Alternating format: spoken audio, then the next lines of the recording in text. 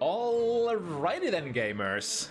I almost missed my own show because our new adopted kittens were being so cuddly today.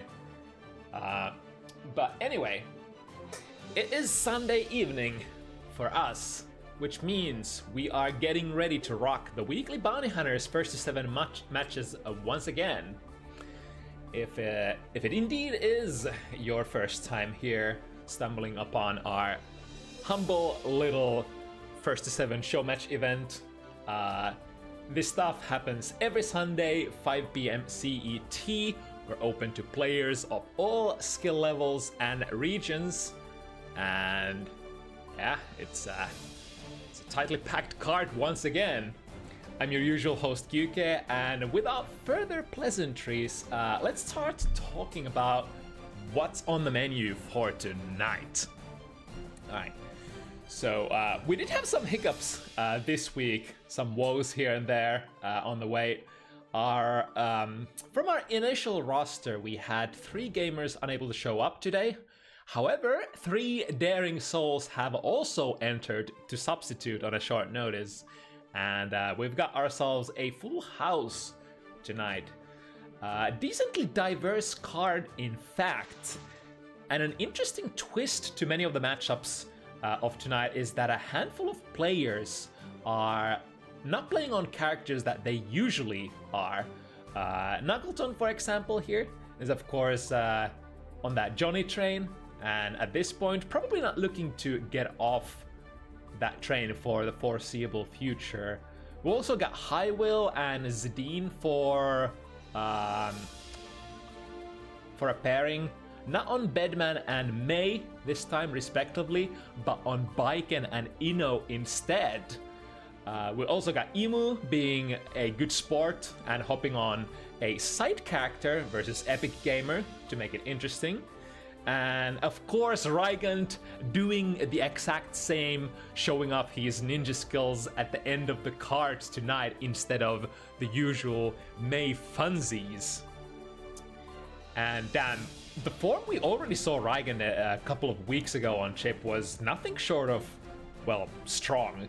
Already took a notable intermediate contender out in the form of Tala, if I recall correctly, and this time is going to be testing his mettle versus another top-grade intermediate talent in the form of Poki Anji. Poki sporting a lot of success consistently in the weekly intermediate grade brackets, and should be a very good opportunity to measure up against one of the more active regulars of Bounty Hunters for Rygand this time around. What else on tonight? In the number 6 slot, sparks are gonna fly for sure, as it is the wild woman Maria, following another victory last week, facing off against a player that we've honestly been missing on Bounty Hunters for a while since as of his debut. Having played a really hot Nailbiter roughly was it half a year ago? I think half a year ago. And is none other than Ziff. Sin versus Nago, a matchup where both characters have a lot of explosive power and sport a lot of ways to start their pressure game from afar. 100% gonna be an action-packed, fast-paced action on that one. In the Fiver, Aizawa and McNuggleton are gonna face off, a match of high-range, 2-step game plan characters. We're gonna see who does it better. Aizawa, of course, is the de facto Testament guy on Bounty Hunters, so it'll be a tough challenge for Nuggles, who's on the path to get higher and higher on that Johnny. Number 4 slot, gonna bring us the first ever sighting of Happy Chaos Emu versus the usual Axel pick from Epic Gamer. Once again, big thanks to all the gamers who were good to jump on a short notice to replace previous fighters. So big hand to Emu, Decoy Snail, as well as ULTINEET. Number 3 slot is the showdown of new character acquisitions, as far as I'm aware. We of course know Will from skillfully piloting characters such as Eno and Bedman, and now perhaps trying his hand on another set play machine in the form of Baiken. And speaking of set play, wouldn't you know it, Zidine's gonna be rocking one of Will's old mains in the form of Eno here. Well, I suppose we already know what's it gonna be. A Guilty Gear classic, knock them down, blender them up. Both of these players have played the game on a, at a relatively high level though, so even though we are talking about recent acquisitions, I'd wager they already got some of the good stuff down. A couple of recipes ready to be cooked on command, so to speak.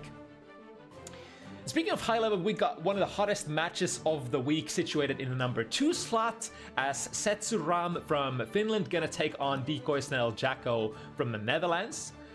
Since the character switched from Baiken to Ramlethal, Setsu hasn't had anything short of success, especially on Bounty Hunters so far.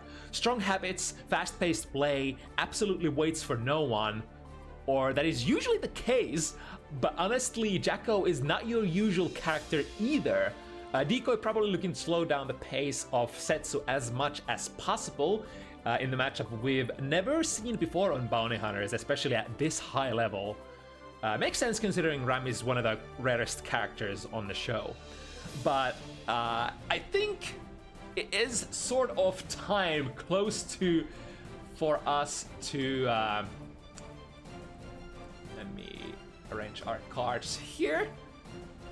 It's time to talk about the first matchup of the evening, which is gonna be none other than the player who I've casted single-handedly the most off during my career matches of at this point. The showman, Radune, the absolute regular of Bounty Hunters, the one and only, gonna be facing off against our very own ULTINEET, the graphic designer of Bounty Hunters, the de facto actual married to the fictional character Nagoriyuki from Strive, the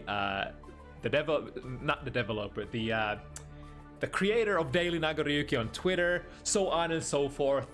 ULTINEET Nagoriyuki, and this is technically a rematch if I recall correctly, but it's one of those fun rematches for sure. If I recall correctly, when these guys faced each other previously, it was a surprisingly close match. Mankind knew that they cannot change society, so instead of reflecting, and I think I would have to pick up my cheat sheet and see who was the victorious previously to know that. I suppose we do have a little bit of a pause here as they are letting the intros rock.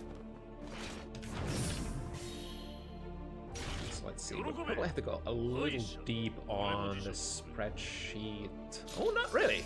So it was previously 5-7 in favor of ULTINEET. So now's a really good chance for Radune to show what we've acquired was, of course, in Season 2, and yeah, we're starting with a bang. ULTINEET refusing the wall break very early on here. Radune putting ULTINEET on a very high blood level and now pressuring in the corner as well. Getting a hit here would mean a lot of damage. Oh, the 2S catches the backdash. And the cash out, this will be decent amount of damage and basically a guess for your life kind of situation. Radune, of course, doesn't have the 50 meter to burn yet, however. Ooh, missing with the parry strike and 2S with that high level 3 blood reaches. And ULTINEET just like that, from corner to corner. However, here we go with the misses the combo. Tried to back turn D that, but I think the back turn D already ended on active frames. That must have been really close to actually parrying that White Wild Assault from Neat from downtown.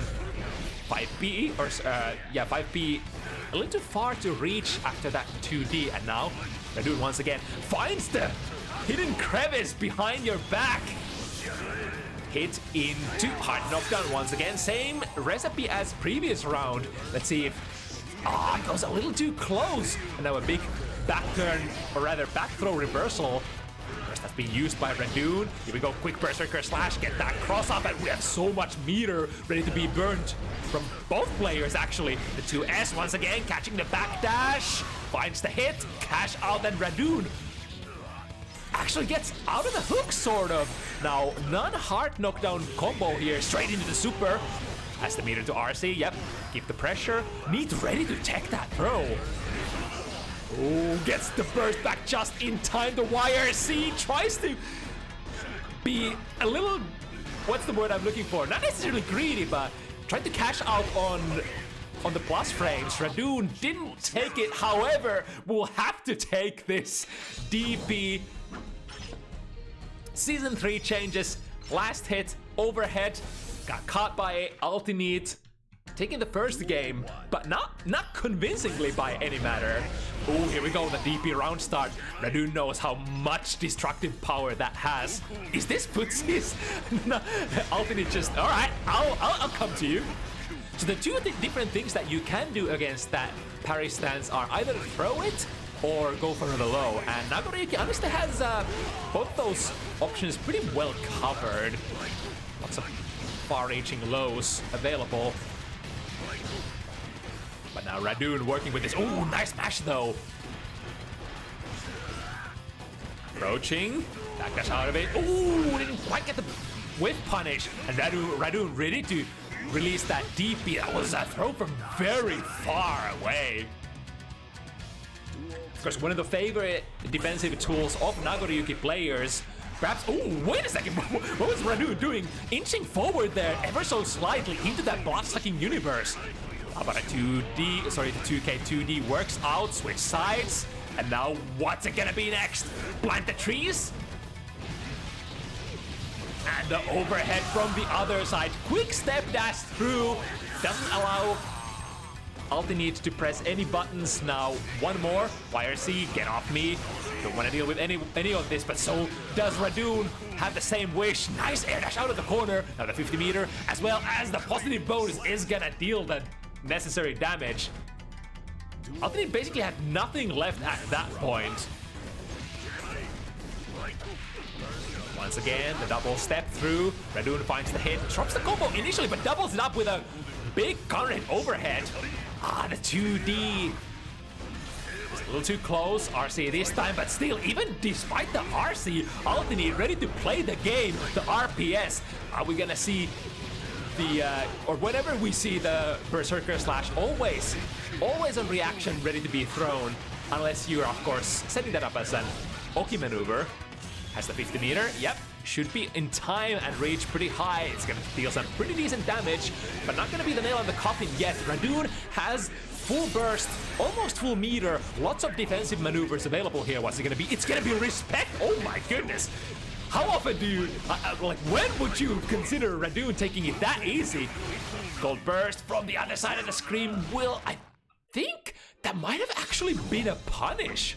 Now, Gold Burst Season 3 are almost nigh unpunishable on block being extremely not so minus, but on a complete whiff, I wonder if the clone was fast enough to get it. Either way, Radune could not, you know, avoid taking pressure after that, and we're gonna go ULTINEET 2. Oh my goodness, the clash! And the clash cancel for both players as well. It's really important. I would imagine Radune being a very big enthusiast of round start DPs, or flash kicks if you will. I would imagine he also has the tech to, you know, option select clash cancel if the clashes indeed happen. Oh my god, that was a 2D from very far away. Converting into the position, the back turn S. Oh, and frame traps into turbulence. We are going back to neutral here. Spend the money. I gotta wait for a little while longer than Rekka, or the, not Rekka 1, the artist formerly known as Rekka 1 getting the last hit there. 6B works out straight into DP. Both players finding stray hits here. A little hesitant there, ULTINEET taking the full Oki. So we are, of course, talking about Radune here. Unwilling to negotiate with, you know, heavy pressure characters, always ready to press that flash kick when needed. YRC is the name of the tool this time. And I'm surprised the YRC actually left ULTINEET at a throwing distance there. Wow, look at that! I'm not sure if that was a reaction or not. Usually too heavy, a little slow to be a reaction anti-air, but ULTINEET have... Oh, hello. Puts his 2Ks going back and forth. Now finding a really good hit. It should be a wall break, but it's not going to be a hard knockdown. Radune is not going to be too much in a... Or not going to be in a too suffocating of situation here, but... ULTINEET is slowly building those resources now, in fact, full on all resources. And Radune slowly running out of life. Are they gonna get to the burst? We'll probably have to spend it. No, ULTINEET playing it very, very safe. But did she play too safe? In fact, no. Use that deflect shield, push that back turn away, and then unleash the massively reaching 2S, especially with that amount of blood. 3 straight wins for ULTINEET to start this matchup off, this match off. But once again, rounds are fairly close. There we go with the signature full screen pounce dash momentum 2D. Funny the initial hit. Alright, we're going into the corner. Got the backdash and the overhead. Yeah, Leo really is the... Oh, but hold that thought! We're gonna Fukyo forward into a DP. Double Fukyo once again, 2K, finding the backdash, and ULTINEET cashes out. This super is gonna fix all of ULTINEET's blood problems for now, bringing back very decent amount of blood to be spent and equalizing the life situation. However, Radune with a lot of meter, yep, straight into the DP, RC, and clutches the momentum. It's good to go into a wall break, yes indeed. And the presence of mind to spend the Red Wild Assault as well to get the hard knockdown. YRC is the name of the defensive tool once again for ULTINEET. Finds the bar, slash. Oh, misses the combo and puts herself in the corner as well. But the 5K punishes the 2D. Radune still choosing to spend the burst here. And the 2D not quite going active fast enough. I think that the 2D from Leo does have the capability of, I believe, hopping past that 2S from Nagoriyuki, depending on the situation and the timing, but that was not the timing that time. Into a throw. Radune trying to bait that throw from ULTINEET, not flinching this time, going for a throw of their own. Which side? 2K once again catches backdash and has to wall break. Unfortunately, there was an option to use the Wild Assault, but sometimes in the heat of the moment, there's the 2D once again, and that throw should get the round for Radune. Once again, we are in this classic situation. 4th time in a row, 1 round each. And Radune looking to come on board. Equal resources. Oh, here we go, the DP. Scores the anti-air. Radune willing to spend the burst as well, not to give ULTINEET the positive bonus. Probably a pretty okay move. But it is very high on blood here. Couple of slashes still, even after this, can't spend any special moves whatsoever, and Radune goes straight into round start super. Now what's it gonna be? Cross up. But ULTINEET is probably pretty okay for this because she got out of the corner as a result of that Berserker slash. It is risk versus reward. You are perhaps getting the cross up when they're not considering about the, you know, the opportunity to cross up, but if you don't manage to go into a hard knockdown, it might actually put you in a slightly more unfavorable position. Once again, the round start DP that Nago players and especially ULTINEET love so much. There we go, the 5K punishes this time. And what a punish! Nagoriyuki surely is one of those characters that you sort of have to... Ooh, nice backdash though, and the punish with the close slash. Ooh, dropped it into a massive trap. Let's see if ULTINEET is ready to burst here. Yep, she wants to. Into lights out. Baseball bat through the wall. They say when she pops, or when he pops rather, talking about Nagoriyuki here, when he pops, you perhaps should take it easy. 1 hit, 1-5 heavy is a confirm into that massive blood pop super. There we go, nice 2D from downtown once again, following it up with a command grab. The Ultimate has so much, oh, very nice. Even after that backdash, Radune was ready to chase that. Nice reaction from Ultimate, realized that that anti-air was gonna whiff. Ooh, that forward moving momentum not giving the, you know, the push block of Deflect Shield enough value. And is it gonna be enough? Not quite. Literally 1 hit point left. Radune needs anything. Oh, that was kind of logical going into the fireball and the flash kick reversal. Of course, we need 1 more hit. That would have probably killed, or I would say that would have killed Ultineet without FD as well. So pretty okay play there from Radune. Misses the ender though, and the 6B from Nagoriyuki. Able to find some amount of breathing room for a while. Well, this will definitely get it for Ultineet. Throws back and forth. What's it gonna be? High, low? I think Radune was parrying here. Yes, indeed. The RPS. Ultineet is gonna say goodbye to that 50-meter. Into, oh, parried by the stance. The overhead, and that should be in the opening game for, or rather the point for Radune. What a read there, especially with that back turn D, because that was not on reaction. Radune had already queued that shield up when the startup of Neat Super came online. So that was just pure intuition, pure willingness to gamble it all on a flashy maneuver, and what a flashy maneuver that was. Alright, choosing the burst in a momentum matter. DP from Radune, not quite catching that 5k from Nagoriyuki. Now through the wall we go. Yeah, the jump scare, the big jump scare from the other side of the screen, the 2D. Oh, okay. Ultimate was pressing something here. Now, this will be a hard knockdown and a lot of... Of course, let me show you how to use it. Oh, but Radune had already assumed the parry stance there. I completely missed that. The big reach coming in from the showman, but the deed is not yet done. Cross up, 1 more hit.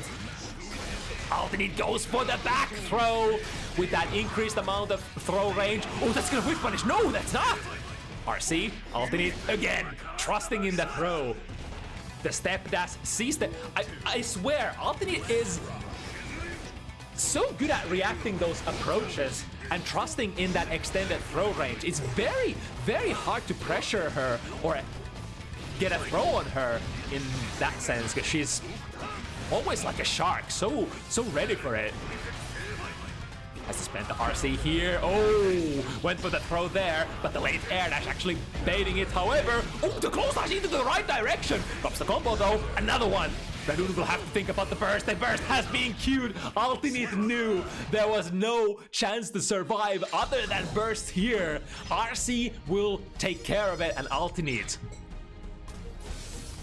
another step closer to victory. It is, however, not done yet. 5-1.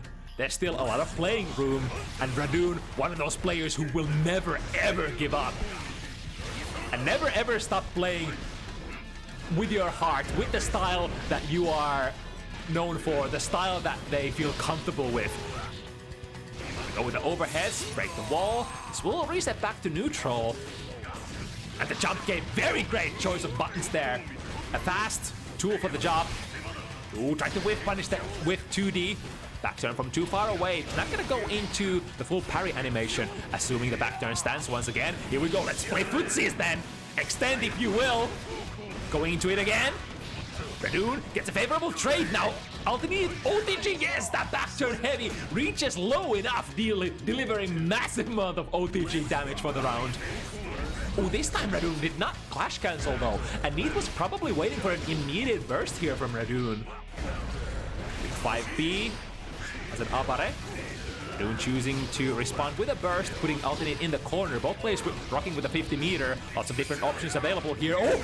Oh, that was probably meant to be a YRC, but in that situation, Ultimate will happily take the blue RC. Blue dancing through. This is the jungle. Time to plant some trees. 1 more hit. It's the cross-up. Ooh, you never see it coming. You think your back is against the corner and there wouldn't be a cross-up, but it's the classic Leo Berserker Slash goes through any and every possible hole available. I mean, there doesn't even have to be a hole. He'll just go through. No questions asked. But get punished once again. We are dangerously close to corner. And speaking of dangerous things, oh my god, that was literally one blood away from popping. I wonder if that too heavy starter there was the saving grace for ULTINEET. that was the math. How does she do it? Stagger 2k, finds a quick knockdown. Might be whiffing once again, and 2D from Radune going in. Straight into the pressure stance, ready with the back throw once again. And now how the turns have tabled. Radune needs to spend the burst to get out of the dangerous situation. Again, the 2D knockdown into the command grab has been basically getting ULTINEET every single time so far. So probably at this point, no choice to not. Oh, look at that, the throws. Never test ULTINEET's throw reactions, I think. I can say from experience, it's almost impossible to throw ULTINEET with, you know, your traditional means. It'll, like, even the Street Fighter types of shimmies are really, really hard to perform on Nagoryuki because of that slightly extended throw range. Right, slightly minus there, Radune.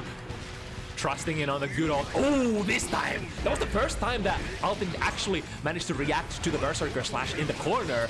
Now, trade perhaps in Radune's favor, for they needed that absolutely necessary breathing room. But now, it has been a fast-paced match, and we, for the first time, arrive to set point. ULTINEET 6 needs one more to seal the deal, but look at this, Radune still full of vigor, life. This time, opted to probably press a button instead of DPing. Oh, found the knockdown. And overhead, there's a lot of blood on ULTINEET's account, so this is gonna hurt quite a bit. Are we gonna go through the wall? Not quite yet. But a throw will seal the deal. Alright, Radune looking like they are in a good position to stay alive here. Footsie's DP. ULTINEET was extending something into it, perhaps a 2S. Not having any of this, throwing Radune into the corner, almost ready with the burst back. Had the wild assault as well, so this is gonna go into a hard knockdown. Wow, okay, waking up with a throw. The exert classic and the overhead. This is the combination. Oh, I think ULTINEET went for the throw, but Radune was just a pixel too far away, so got that DP through. Still anybody's game. ULTINEET converts. RC burst comes back just in time, and into burst. Oh no, the 2D into the blood burst. Didn't notice. Waiting for the blood burst to end. Oh, and that's it. I think that's it. No drops here. One hit point left. What a show here. Radune, I swear, every single one of these 9 games, Radune was this close to a game win. However, as it draws closer to the end, ULTINEET a little bit more accurate with the finishes is gonna end the set this time 7-1. But what a show! Oh, it was a slightly unfortunate there at the end. If the 2D was to hit on like the even if Radune didn't get punished by the blood rage, it would have still not been the best spot, I suppose. But you know, hey, it is what it is. And what an explosive start to this Sunday's Bounty Hunters. Whew. All right, what do we have next? We're definitely fairly front-loaded this time around. The next matchup here, Decoy Snell versus Setsu, is like I said earlier, this could be one of the top card matches of the evening. A very high-level match here. Setsu looking to flex on their RAM once again. We've already seen Setsu, is it once or twice? I think it's twice, taking both of those games home fairly convincingly, I want to say.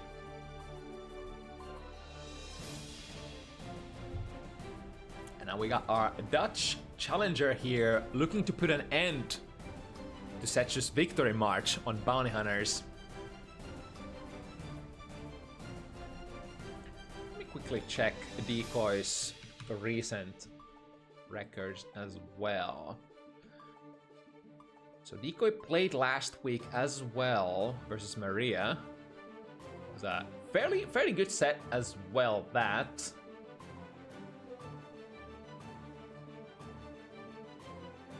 Other than that, yeah, Decoy Snell has had nothing but either wins or absolute nail biters as of recent, so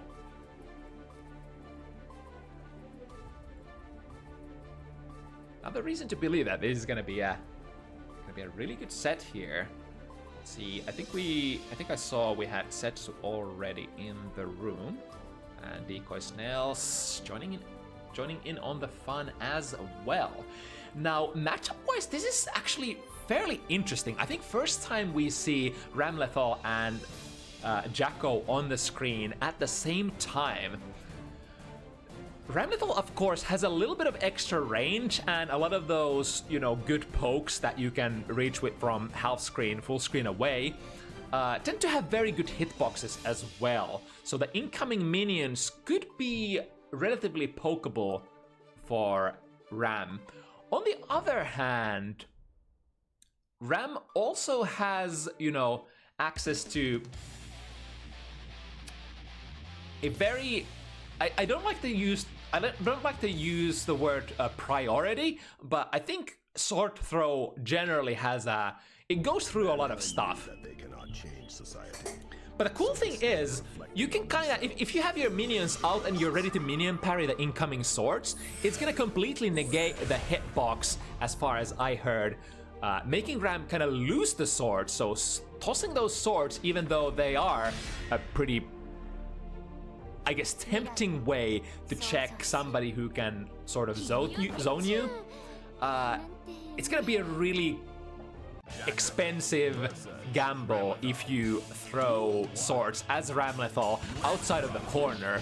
But enough of, you know, any speculating. Let's see how the players actually do it. Speaking of the corner, we already in there. Oh, but missing the sword. So missing with the 2S was that.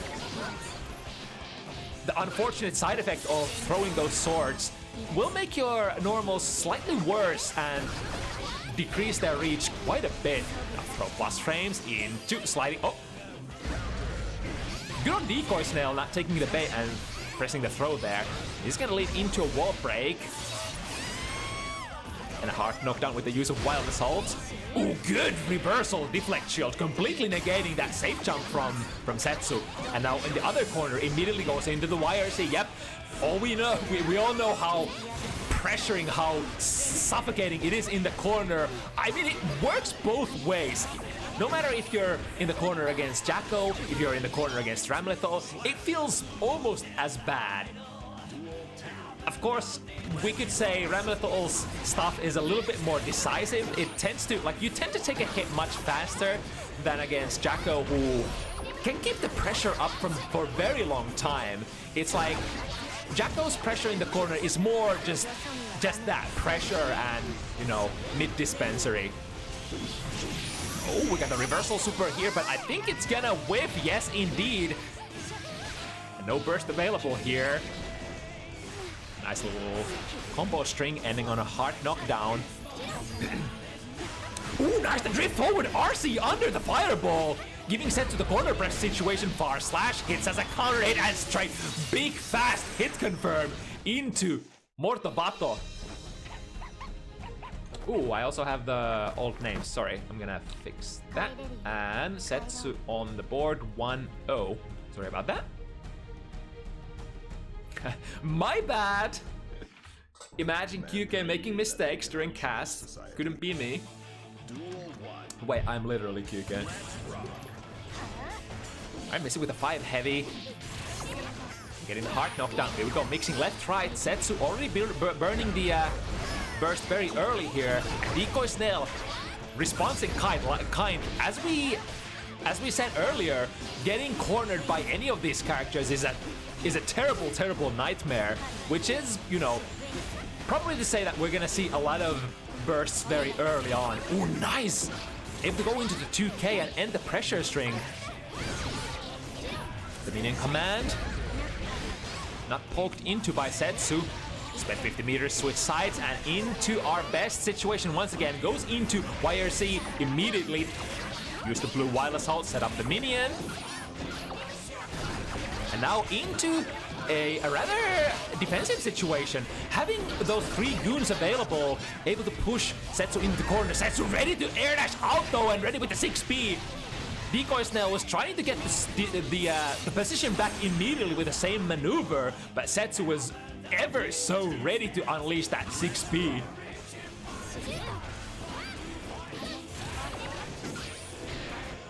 Good jump heavy, hits from the other side. Losing the minion as a result of the pressure. 6P into the right direction. Tried to go for, that was Wild Assault. But Wild Assault, even if it's red, even if Red Assault is fairly fast, it is still, you know, I think whatever you combo it from should have enough of a gap for the opponent to mash through, technically. Or wait, I think heavier buttons are gonna be tight. Good timing on the burst there from Decoy. The prey is in the corner. Nice minion parry! I wonder that minion parry can't kill anybody, right? Even though it does like damage now. I think I saw Setsu go into basically 0 hit point, but it cannot be lethal, so Decoy Snail had to follow it up with a combo afterwards. Right, resetting back, but look at this, that far slash range from Ramlethal. Perfect. Quick classic far slash 5 heavy Setsu, picking up another round for themselves. It's been quite hard for Decoy Snail to actually, you know, start the zoning, start the pressure game as well. Both players have been using those reversal mechanics, those you know, most of their resources have been spent on defensive measures.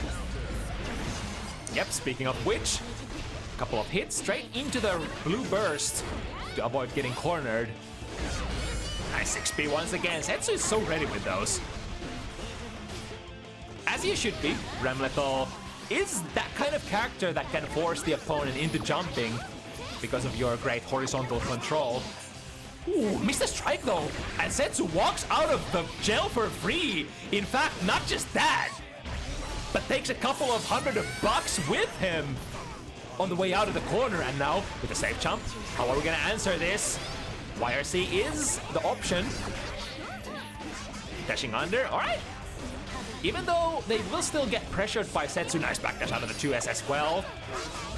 But look at this, look how Setsu is moving here, maneuvering the minefield of Decoy Snails.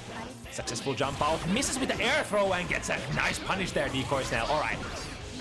Now, we don't have a lot of resources. Yeah, there we go. Setsu could have potentially used the deflect shield here, but would have been rather expensive considering that they still had a couple more touches to go to seal that round.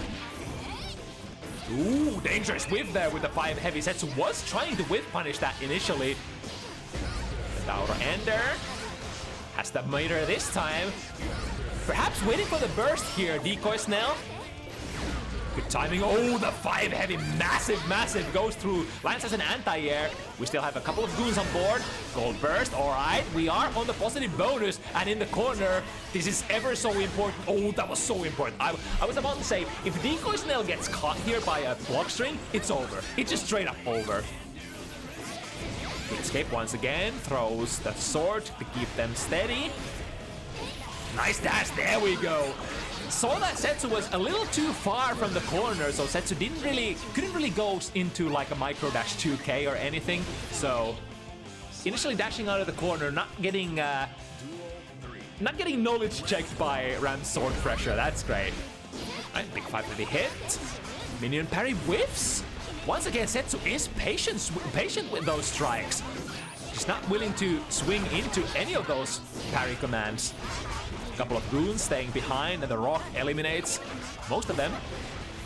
The minion, here we go, Setsu spending the 50-meter pressure string that basically took him from corner to corner. Once again, the 6P lands on the landing or hits on the landing frames. Sword coming back, and that's happening. Decoy Snail air dashing out of the corner, and now, oh no, that was a great FD by Setsu, forcing the football kick, or rather the soccer kick, or I mean, either one works, to whiff. Back throw. Tried to OTG with Saprabato, not quite doing enough damage, but a valiant effort there. Good try. I think that should be one of Ram's, or rather, should be Ram's highest OTG tool. And, you know, in a different universe, that might have killed. Alright, Setsu on a roll here. What does Decoy Snail actually need to make this happen? This is a pretty great burst here, because Setsu was queuing up the Wild Assault, which basically got eaten up by the blue burst. There we go. Landing the minion parry this time into the situation that every Jackal player wants to run. And Decoy Snail even has a lot of, you know, tension resources to back this up. Hard knockdown. We could be looking at the same situation very fast here if Setsu doesn't get some sort of a reversal mechanic off. Tries to go for a backdash, but that close slash. Backdashing close slashes in Guilty Gear Strive, a very, very difficult task to achieve. And just like that, Decoy Snail finding some amount of success here. Immediate burst once again. Hive sword completely misses as Decoy Snail goes under with that sliding 2D. Working with the corner, this is looking so good. Oh, both players going for the throw. I think I saw the throw animation from Decoy Snail, but might have been trying to go for it a little too far. And now Setsu exerting their pressure in the corner. Dash into Big Beam Super. Gonna build a lot of resources back for Decoy Snail. I mean, they are still sitting, or already sitting on a full burst bar, out of which 50-meter goes into deflect shield successfully. Ooh, the frame trap option from those normals. The very tricky new Season 3 RPS that you can play as Ramlethal. Of course, the option that you would love to play is often a rock, which will give you a massive combo as a frame trap, or if it hits. But also lots of plus frames. But then you can pair it up if they want to try to struggle out of that rock with that new flip kick, which ends up being the frame trap option. 2K2D catching the backdash here from Setsu. Good 6P once again. Has Setsu missed even a single anti-air opportunity? I don't think so. Hard bait here. Decoy Snail, instead of going for the burst, goes for the yellow RC first. Out of the corner, we still are rocking with our burst. Momentum 1. Put Setsu in the corner. We need minions really badly. Setsu once again, the hitbox. The hitbox doesn't reach the low minion parrying. Wild Assault, keep them in the corner. YRC once again. Look at this, the amount of resources used just to be not cornered by Decoy Snail, but it ends up working out finally. Is this has got to be, oops, sorry, I put that on Setsu. This is for Decoy Snail. All right, 1, 2, 3. Whoo, boy, that defense though is basically what Decoy Snail will probably have to maintain. Wait, what happened there? It kind of looked like, oh, right, because I think Setsu was going for the rock, and Ramleth's side of the hitbox doesn't really have a hitbox, or so the minion parry didn't activate there. All right, hard knockdown. Spent the last of your burst, which doesn't end up being too much of a problem, because our opponent here, Decoy Snail, had absolutely no defensive mechanics ready to go, no resources whatsoever to defend. So basically a sitting duck after that hard knockdown. And because of that, Setsu already built almost 50 burst back. That is the name of Season 3. This is not a burst season, this is a wild assault season, as they say. This is the pressure season, this is the aggressive loop positive bonus season. I mean, technically season 2 was that as well, but I think it's even more so with the aggressive nature of season 3. Once again, the 6P works out, catches, even though it wasn't didn't hit as an anti-air, got the landing frames of Decoy Snail and Setsu. After that one loss, comes back very fast. Never stop playing fast is definitely one of the mantras that I read from Setsu watching him play. Just never letting Decoy Snail quite breathe. Even that game that Decoy Snail won, it was basically no space to do anything. Had to fight for the win tooth and nail. Nice dash out of the corner before the sword explodes, and the deflect shield. Nice! The defense. Oh my goodness, we of course know the offensive capabilities of Jacko players and their pressure, but it's great to see that, you know, these set play, heavy pressure players also capable of, you know, pulling off these long, arduous defensive strings as well. And once again, the reversal deflect shield, negating the safe jump out of that hard knockdown. Go finds a hit. Ooh, that's gonna hurt! The big fly swatter RC hurts like hell. Finding it nice trade there on the 2D in the favor of Decoy Snail. Gets a frame trap with that blue RC and gets a combo out of it as well. I think that must be one of the first times I ever see blue Wild Assault as a frame trap slash starter. Leading into a pretty okay combo, I gotta say. From the, you know, considering what we are working here with Jacko not being the highest damage character in the game for sure. YRC is baited, nice! And cashes out immediately into the hard knockdown. You go and into the next round as well. Now, it's not gonna be too bad for Setsu. From an even position, full burst, ready to go for both players. The name of the game is Backwalk into a button. Backroll 5 heavy. Triumphs from Decoy Snail. Pick the minion, get the hit. Coming from above, coming from every single direction. Very nice. Setsu realizing when the minions are actually gonna end and gets a safe is jump IAD out of the corner. Uh-oh. Frame trap. Rekka RC on board, still doing massive damage even without the super finisher. But this will put Decoy back into the neutral and potentially ready to pressure. Here we go, finds the hit. And the goons are ready to go as well, finds another one. But forcing to break the wall before the tension is available for the super. Both players sitting on that tension. Oh, has the burst. I think that was probably a pretty okay burst. That could have potentially been a kill with the use of the 50 meter that Decoy Snail had. Now Decoy also using their bursts.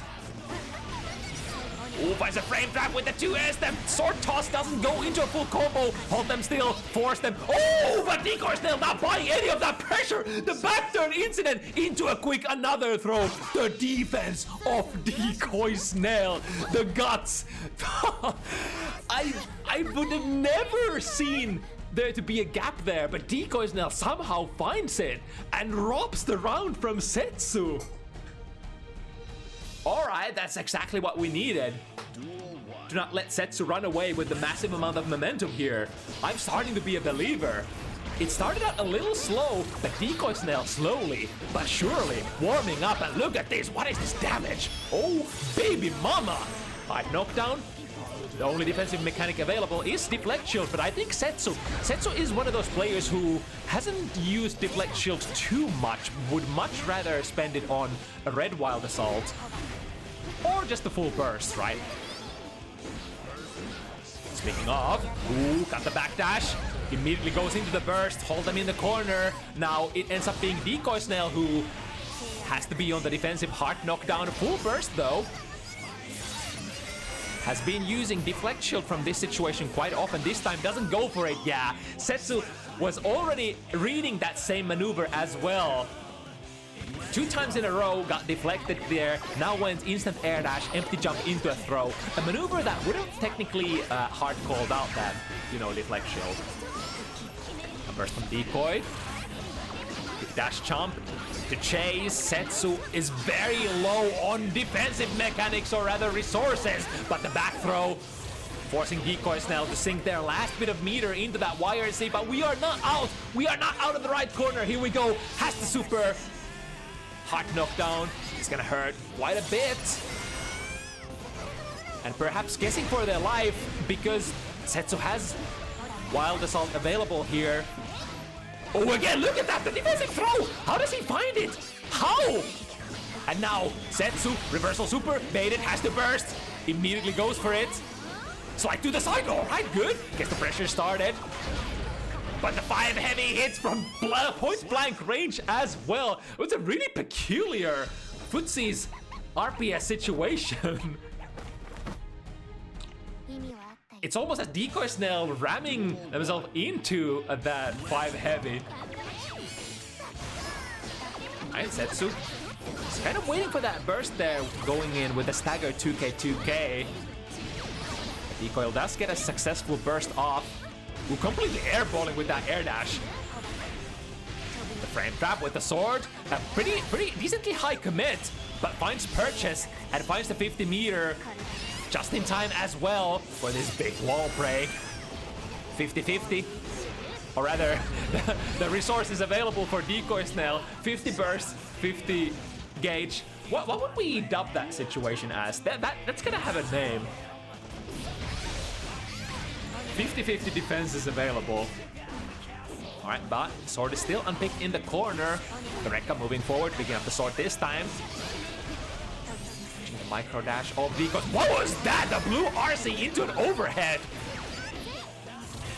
None of us blocked that either.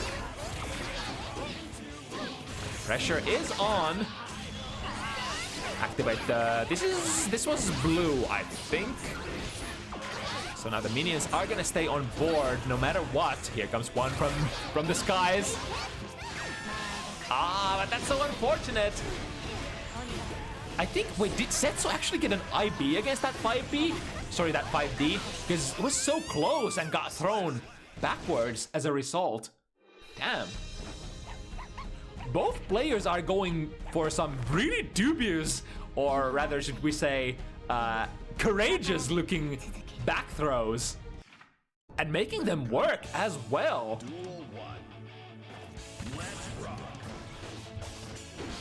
We are in one of the most classic, you know, despair situations when it comes to classic FT7s. 6-2, knocking on the 7-2 doors. Let's see what Decoy Snell has to say. Oh, nice combos into the explosion as well.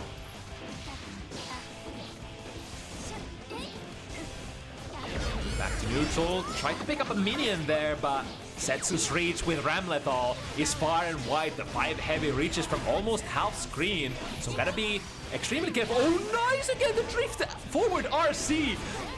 Completely avoids the jump D projectile and able to go into a punish situation. Jump out, able to get a jump in. Which side, left, right, they always guess wrong.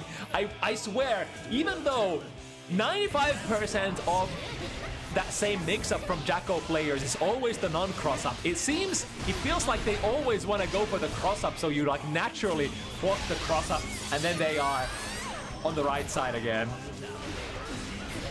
That safe jump finds the hit. Oh, that could be bad. Is it up? Yes, indeed. More the battle, cutting it short, and now Setsu enjoying the position. First time on set point. Now all hope is lost. Good starter from Decoy Snell, forcing the burst out of Setsu now. Getting a hit here would be big. It was a stray one for that one though, unfortunately. And Setsu pushing forward into the pressure. Rekka punished. Didn't quite manage to build 50 meter to RC, which is what they wanted. 6P on point once again. Immediate YRC to get the pressure back. Setsu does the same. Into the rock. Lots of blast frames. Are you gonna read this? This time still holding steady, not getting hit by the flip kick. Oh, frame trap by the sword. Setsu trying to take it steady, trying to bait the burst. Nice minion parry into a small little combo. Runes are on board. Setsu is reducing their amount as best as they can. Throw them into the minions once again. What side was that? I'm not sure, but that's gonna surely keep Decoy Snail alive. 3 to 6. We are living, boys and girls. And everything in between. Decoy Snail. Whew, not giving up just yet.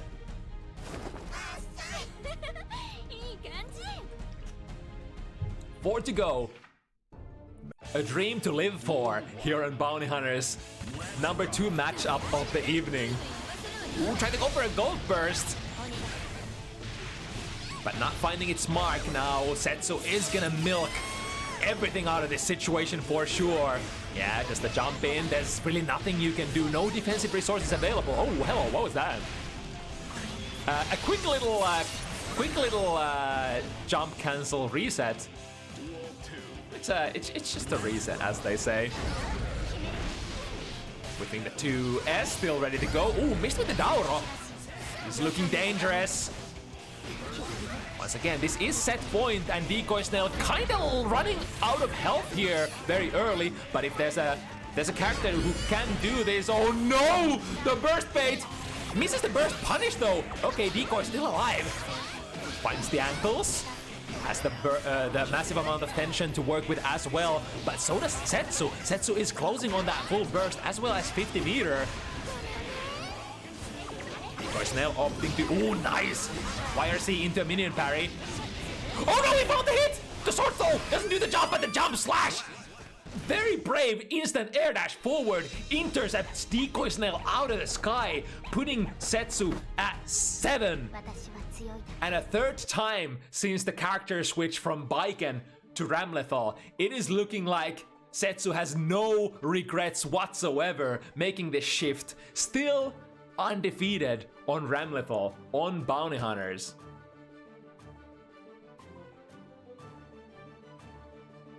Man, that was a lot of good stuff from Decoy Snail as well, especially the defense. Especially the defense part.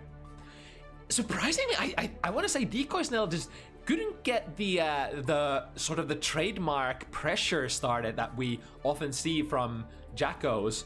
Maybe because of the merit that Setsu is so active on defense, so active with those defensive resources, always ready to burst, always ready to super, always ready to YRC, just cut the opponent's pressures short. And if you're playing against like a player who is so willing to go into those quick combo, not combo breakers, momentum breakers, pressure breakers, you start easily sort of doubting your pressure as well, trying to go for something perhaps a little more safer. But that'll be that, and we are moving forward. Ooh, okay, we're going into this one. So, 2 players testing their hands on slightly newer characters. Like we mentioned during the pre-show, of course, HiWill, we know from their set play characters in the past. Bedman. HiWill has been a very successful bedman on Bounty Hunters so far.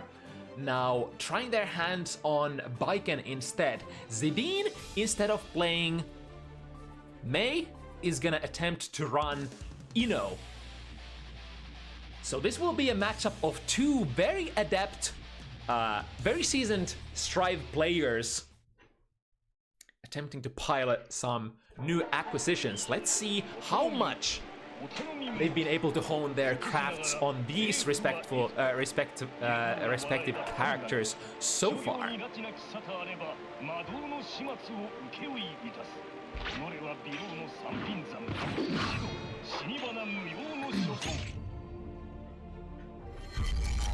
Out of these 2 characters, Baiken, of course, the little more explosive, I would say. If you get good stray hits as Baiken, for example, an air counter hit, she's able to go into those 50% combos fairly consistently. Although her problem usually is listed as, you know, sort of having to work for the neutral game, and some of her strong pokes not converting necessarily as well as some other characters.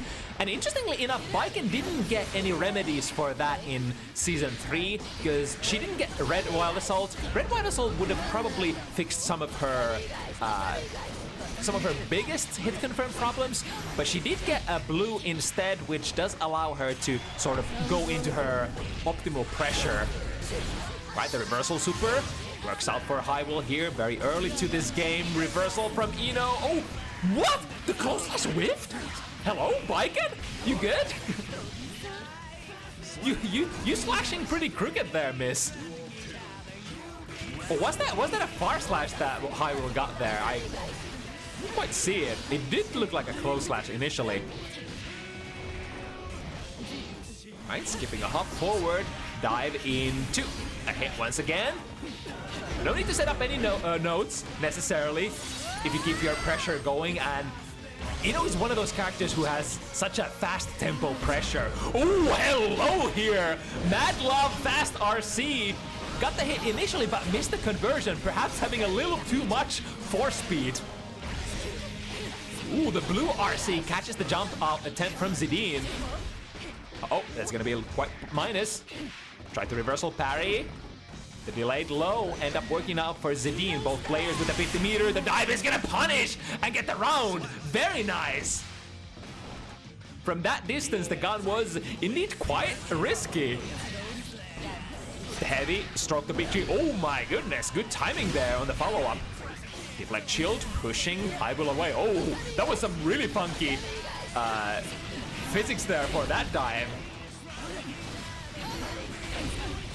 Alright, good trade there for HiWill. Tried to transition into the throw immediately, however, was put in a very, very nice ground the air situation afterwards, because Zidine just quite was not in a position to punish with a jump in. She might have used a double jump or a super jump there. I blinked and I missed it initially, but relatively even trade here to start the second round, or rather the second game.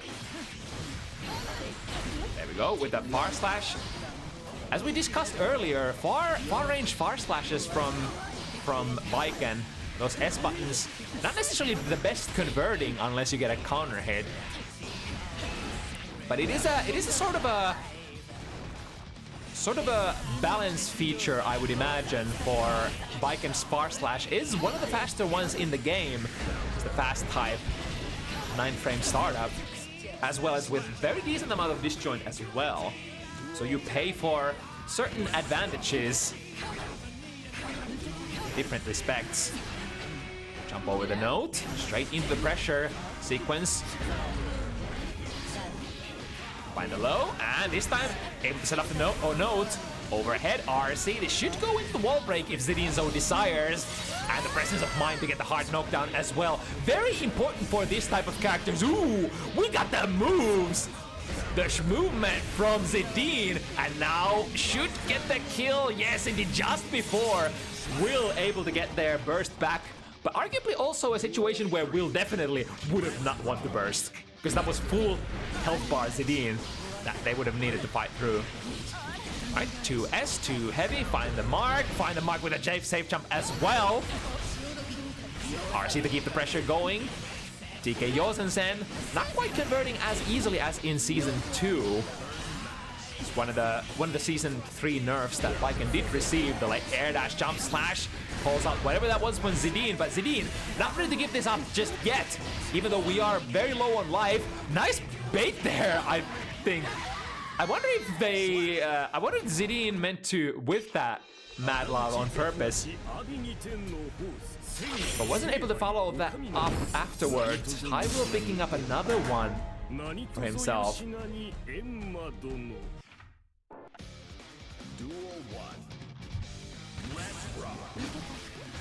Right, a very what's the word I'm looking for? Value-seeking round start option, just noting their face right from the get-go. Uh-oh, not close enough for that throw. Might have also been a missed input, who knows? Once again, going into the heavy Kabare follow-up RC to keep the pressure going. Dude just quite not reaching. Go for it again. No combo. Opponent is airborne.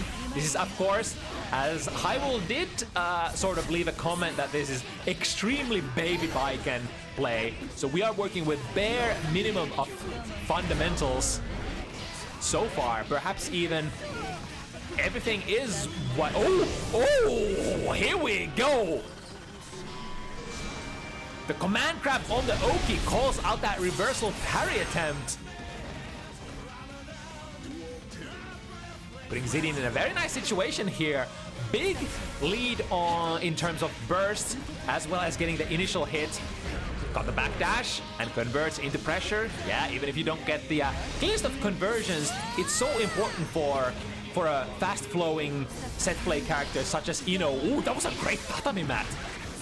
All right, this time not risking it with a close slash, but the safe jump tatami was quite mistimed. Is this gonna go through? Yes, indeed, slicing through the note and catching zidine. Reversal 6P, RC converted and gets the kill. Very nice. That was actually very smart to go for a 6P option select into an RC. If it hits, you get the kill without any question. If it whiffs, you still have a pretty good situation, probably slowing up Will's frames and able to catch them like that. Speaking of 6Ps, immediate burst as zidine lands that good 6P. Now we're going into a physics-related combos here though with that addition of Escabare. Nice catch on the stroke the victory. Got the buttons, we need the lows if we are to stop that button. Nice mash here, super goes through and should get the wall break as well. Bam! It's a decent chunk of damage. Ooh, what a start. Goes for a very high jump D right from the get-go. But perhaps a little too high to hit confirm as well. Finds the gap between those hits. The backdash shimmy calls out deflect shield. Not getting too big of a punish there. 2D, big call out on the stroke to victory. But ends up hitting with, oh, bad Madlove FRC. We are coast to coast immediately. It's quite the costly investment, but perhaps worth it this time around. Zidine closing in on that 50 meter. The blue RC does not quite reach her. Conversion misses. RC conversion should be enough. Yeah, out of that counter hit. If that wasn't a counter hit, I think there would have not been a combo like this. I think HiWill did build the meter during the combo as well. Very nicely utilizing the hits, the states of the opponent and everything given. Tried to go under that note with 2 heavy, almost managing to do so. Good match with 2S. Gets a small breather and we are out. Nice backdash out of the note. Once again, very ready to our reversal between those hits. And what's it gonna be? Backdash shimmy once again. Giving zidine enough respect to get out of the corner. Yozan hits airborne, so should be plus on the landing. Escabare plus frames, and now you're attached. 5 heavy. Oh, doesn't quite manage to pull, into it. Plus frames. It's from behind, but no fear. Zidine pressing the party starter. 6 heavy. And able to flip the position as well. Nice guidance on the note. Sees that HiWill was trying to stay high. And again, after the note, goes straight into the reversal option, which this time, instead of the reversal super, ended up being the reversal parry. Round start blue RC has been stopped from HiWill. There we go once again. Ever so ready to try to reversal. There was a lot of gap there. Finding the big frame trap with a 6 heavy. Oh, where are we going? What the Biken doing? Looking at the 5 heavy. No twitch from zidine that time. Ooh, the tatami mat from really far away ends up punishing the gold RC. Sorry, not the gold RC, the gold burst. Good pressure. Ooh, gets a good abare out. HiWill not ready to yield this position just yet, though. Was it baited? Yes, indeed. And let's see the punish. It's gonna be, yeah. Don't need to sweat too hard. Oh, I spoke too soon. I was about to say zidine didn't want to sweat too hard with the Ino combo, so just do a fully charged 5D and do like ABC, ABC. All right, but despite all of that misfortune with the combo paths, we get there. And zidine closing in on Will's score. All right, smoothing. Tried to start the stroke the big three here. Called out by the too heavy of HiWill. And once again, the second hit landing. I forgot if... There's a lot of risk that HiWill is putting on zidine. That's gonna be a lot of damage as well. Oh my god. That could have potentially actually been a kill if HiWill was able to finish that combo. It was basically 75% risk. 2S hitting low enough to call out stroke the big tree, it seems. And again, we're finding those counter hits, and out of those counter hits, we have conversion. zidine this time not succumbing to the plus frames, the pressure reset of the Escabari, but not able to push her own offense enough. HiWill is so active with those reversal options once again. That's a lot of damage you can do out of those as well. What, 5 of those is like a full health bar for Ino. Alright, set the note. The deflect shield actually hit there, so pushed zidine back a little, but of course, that was a really peculiar situation, huh?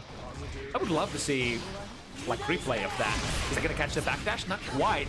Hitting from behind the gun, giving plus frames. More plus frames from the Escabari as well. Trying to reversal out of it, the air throw. Ooh, hello.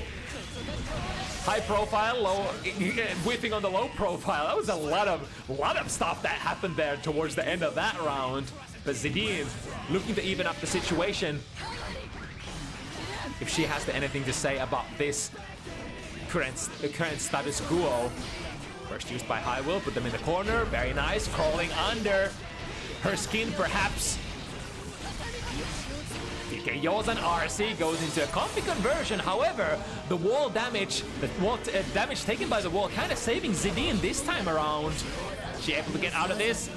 Sees the 5D coming, perhaps trying to throw it, but to no avail. The strike goes active too fast, and HiWill picks up more pace. 2 games of a lead. 4-2.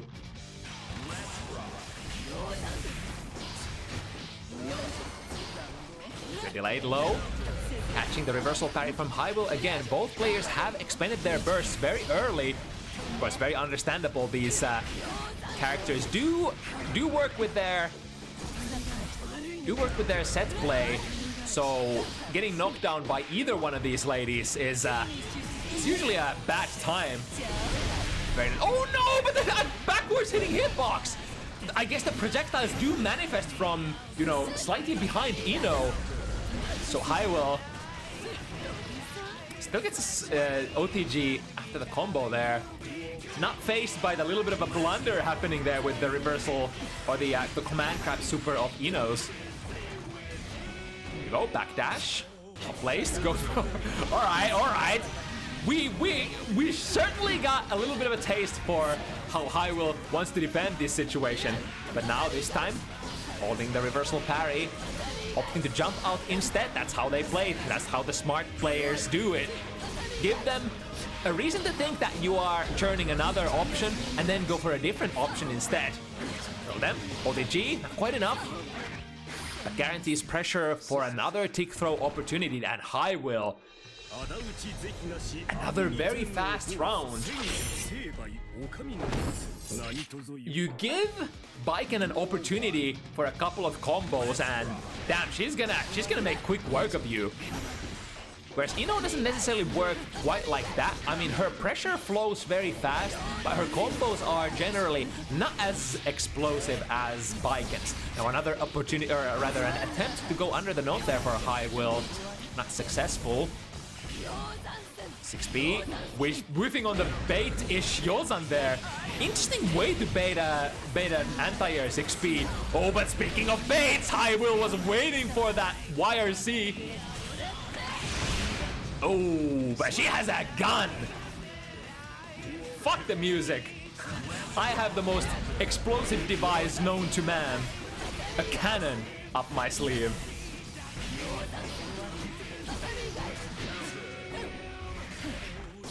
Right, meets with the air-to-air, resets, somehow able to avoid the reversal parries of Will there.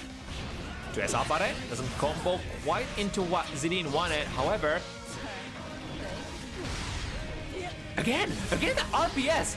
It's like the note does land on HiWill's deflect shield, and it keeps pushing Zidine back just a little tiny bit, but not too much.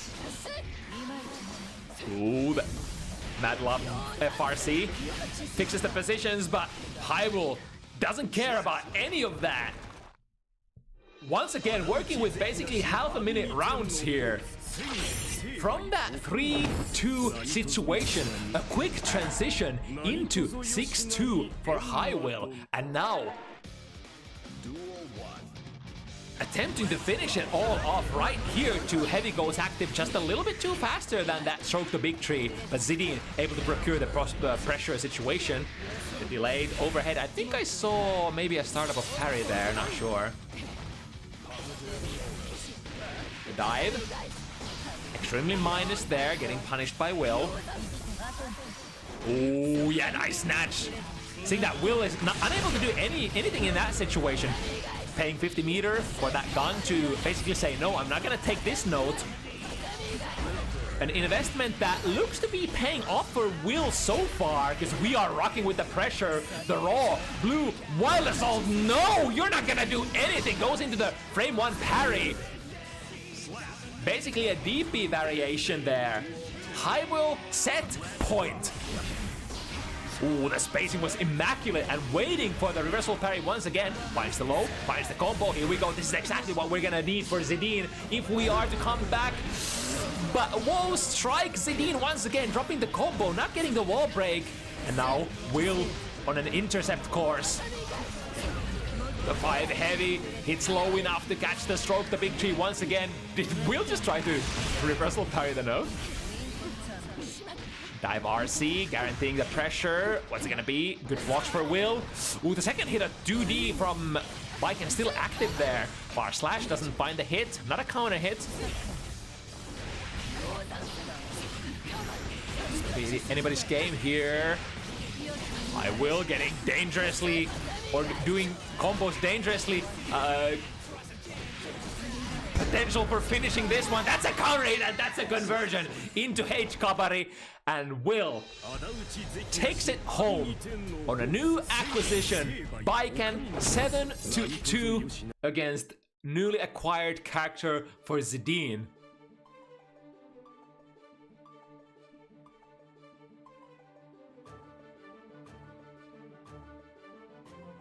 Whew, alrighty. And interesting to see whether the players are gonna keep rocking these characters in the future as well. I would actually be a little sad if we don't see Will on, you know, Bedman again, because the character is arguably extremely cool, and we certainly don't have too much over-representation of that character either. But we shall see what future brings. It is indeed a game where picking up side characters is not too much of a hassle, I suppose. It's still a Guilty Gear game, so you need to work with the matchups quite a bit, but certainly easier thing to do than perhaps in a Legacy Gear. Alright, we are now entering the midpoint of the event. Here comes Epic Gamer, looking to play an epic match against an opponent who stepped in on a short notice. Emu comes in with a side character. How much does Emu play this? We do not know. But we are surely gonna find out that in a second here. because we know Emu from the chip gaming on a relatively high level. A very different kind of character here in Happy Chaos. Top tier to top tier, of course, but whereas Chip is a little bit more, you know, perhaps fundamentals and whiff punish heavy character, Happy Chaos is a character. Happy Chaos is kind of like nothing I've ever seen in fighting games before, honestly. But that comes with a little bit of a burden, for Happy Chaos is one of the more technical characters in Guilty Gear Strive to pilot, and if this is not a character that Emu plays on a regular basis, we could have a very interesting match here in our hands. Of course, Epic Gamer, an Axel player from Israel that is rumored to perform extremely well in the rookie and intermediate side of the weekly brackets as of recent. Ever improving, and now looking to take down a sub character from one of the more established players. Nice reaction there, backdash out of the command grab. Emu showing that I will not take the reaction checks, I will not take the knowledge checks. Ooh, that was a little bit of a miss there to the concentration. Allowing Epic Gamer to get out of the corner. Now, with the zoning. Ooh, Curse making the reticle immediately latch onto Epic. Gotta be very careful here. If you take out the gun, you are basically putting yourself in a stance, in a very unique special stance where you cannot block anything. You are able to shoot from full screen, but against Axel, the problem is it does take a little bit of time for the reticle to latch, usually. I mean, it is, if I'm not mistaken, 25% or 20% chance for the reticle to instantly snap onto the opponent without Curse, which is not the best odds. If you're willing to throw your, you know, neutral away against another zoning character on a 20% chance, then I mean, some players might take it, some players might not, and I guess that was a pretty good showcase there. Emu did shoot like a random shot there, which was not basically latched onto Epic Gamer just yet. As air dash out of the corner. And that snail frame trap finding the jump out from Emu, putting Epic Gamer 1-0 ahead. Mankind. Duel 1. Let's rock. Radio! Here we go. Right, burst into the corner. First attempt for Emu to show their Happy Chaos pressure strings. Here we go, there we go. Epic Gamer finds the Abare though. First back into the neutral, able to shoot the Curse. Yeah, and the static aim, immediately latching onto the target. Very nice RPS there against the Rainwater. Emu. Oh wait, hello! the Renzen follow-up had a little bit of a dead zone there. I think I saw a throw attempt from Emu. Caught by the reversal super. Here we go, back into it, but the jump slash doesn't connect high enough to get relevant plus frames for Emu there. Ooh, that was the latest Goopa stomp I've ever seen. Basically stepping on the toes of Axel there. Alright, a quick 2 heavy into snail conversion. Oh, interesting.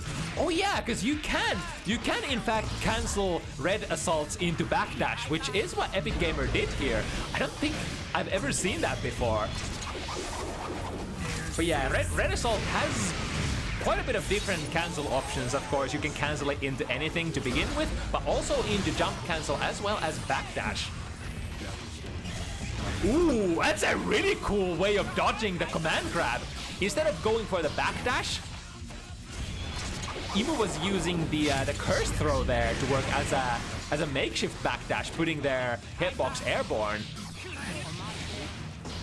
One little bit of hit point ready for left for Epic. And the Winter Cherry explosion frame is gonna be what Emu lands into, unfortunately. Axel wins. So close, but so far. Any shot would have been able to take Epic Gamer out technically, but just not finding the time to pull out the revolver safely. So instead of reflecting, Duel 1. Let's rock. Moving into the next one, the Micro Dash 2K. Very nice read there from Emo, as Epic was going for a 6K, expecting more of a jump out there. Low slash misses the combo, but as we are Axel low, it's not too bad, I imagine, to be full screen against Happy Chaos either. It's a very interesting question. Oh, we got them into one vision, into a very nice combo. Misses with the ender. That could have been the end of Emu, and now low slash working as an anti-air. Went for a very dangerous concentration into 2K. Found the hit, but it's not flowing as, you know, as well as it could for sure for Emu.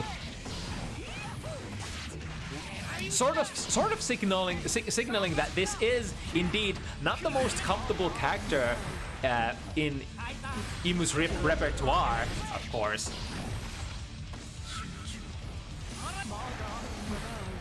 Alright, very nice. Not getting hit by the low follow-up that vacuums in. Jump slash finds a hit, a couple of shots. Jump beep beep beep. Are we gonna get the wall stick? Yes, indeed. We are working with small hits, but you know, we'll take anything that we can get. Make sure that backdash out of that curse throw. Getting caught by the massive hitbox of Epic Gamer's buttons, though. Again, the very decently late Goopa Stomp. Jump slash missed, followed up by the burst. Last chance for Emu to save themselves, but to no avail. Because Epic Gamer is working with a win streak. 3 straight ones here.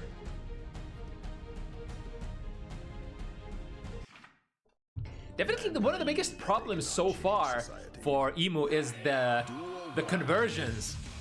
While you can of course rock with something like just, you know, shot into shot into shot, on the long term that is not very sustainable, as you know, you're of course one of the most tricky resource management characters of the game. So you would love to have as that was a good 6B. You would love to have as resource optimal conversions as possible. But of course it's kind of hard thing to have. Oh, nice timing there for the dash jump. Able to get the round for Emu. Starting to look much better. Perhaps those couple of games are what we needed to get ourselves decently warmed up.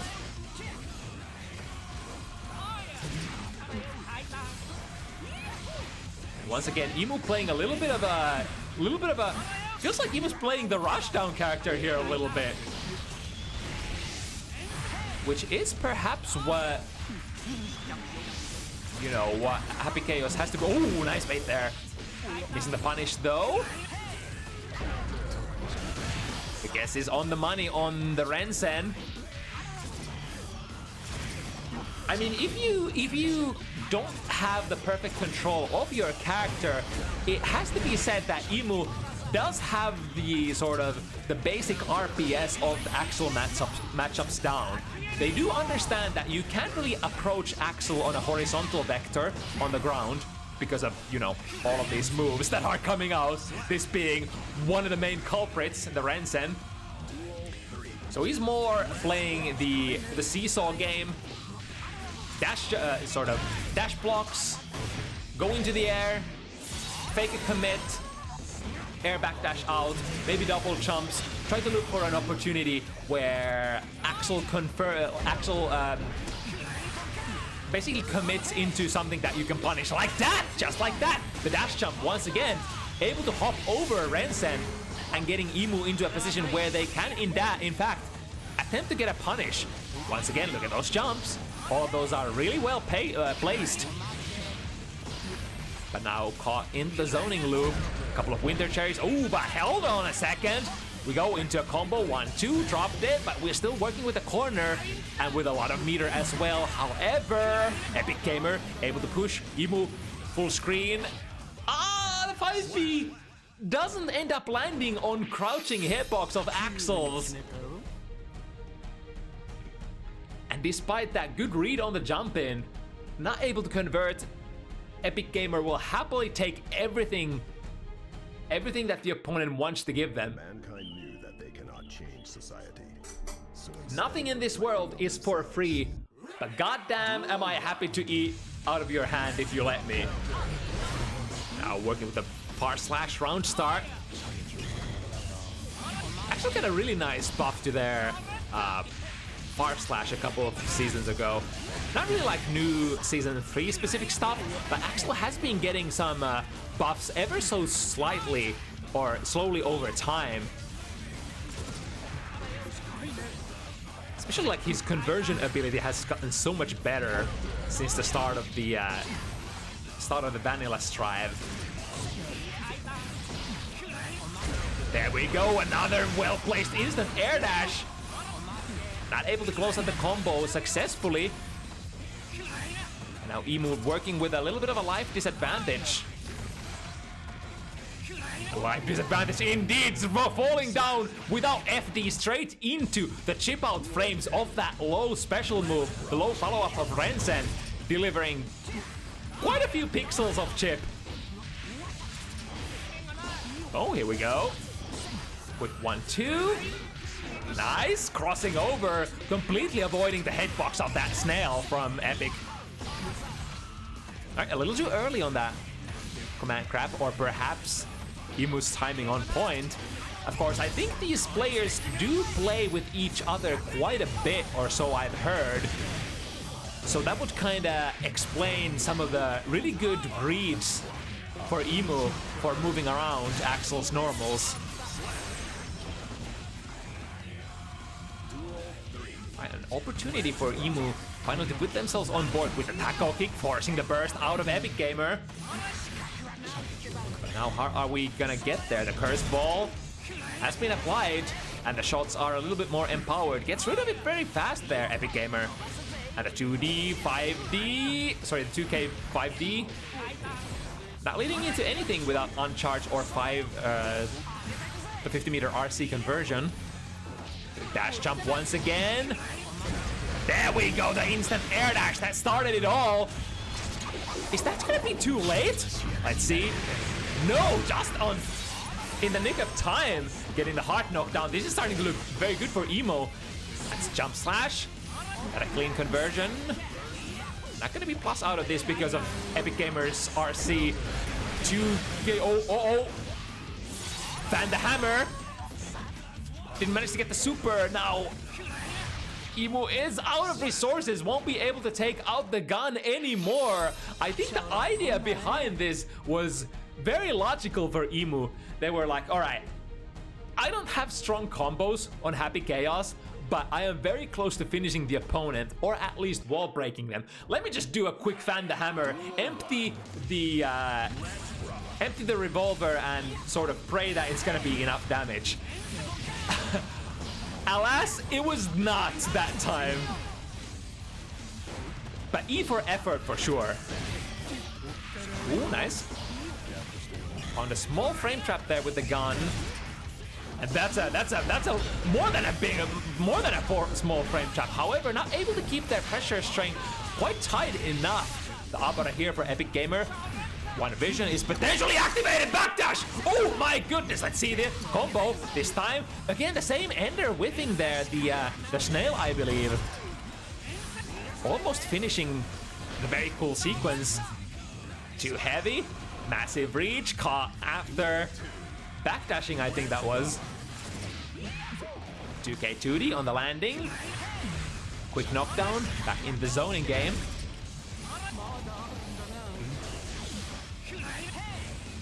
The double jump, that was a good idea, but it was a little late there. Got the punish that time though.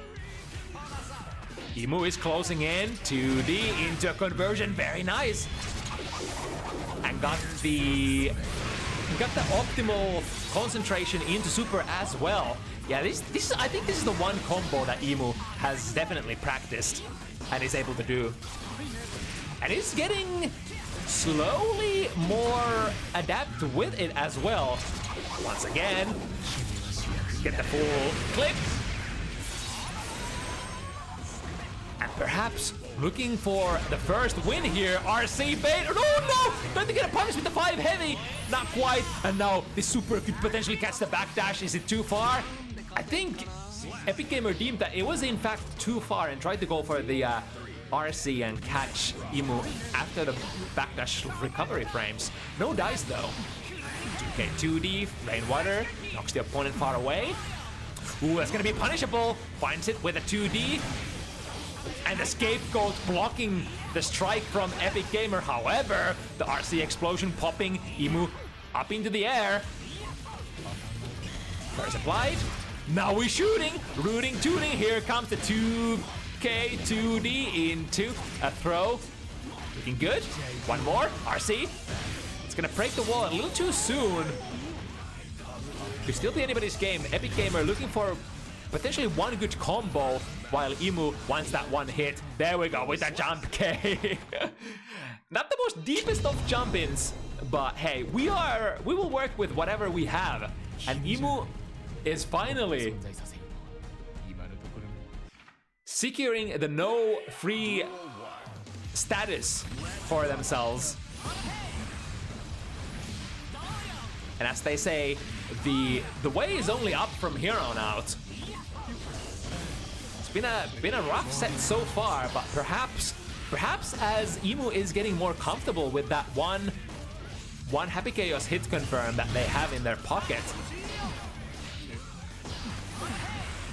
skills might be perhaps tipped more towards the Happy Chaos end of the scale. Ooh, nice anti-air this time though. Quick single tap. There we go. Empties a couple of fast bullets into Epic Gamer, but now got a little bit too close, and the reversal back throw is what ends up securing the round for Epic Gamer.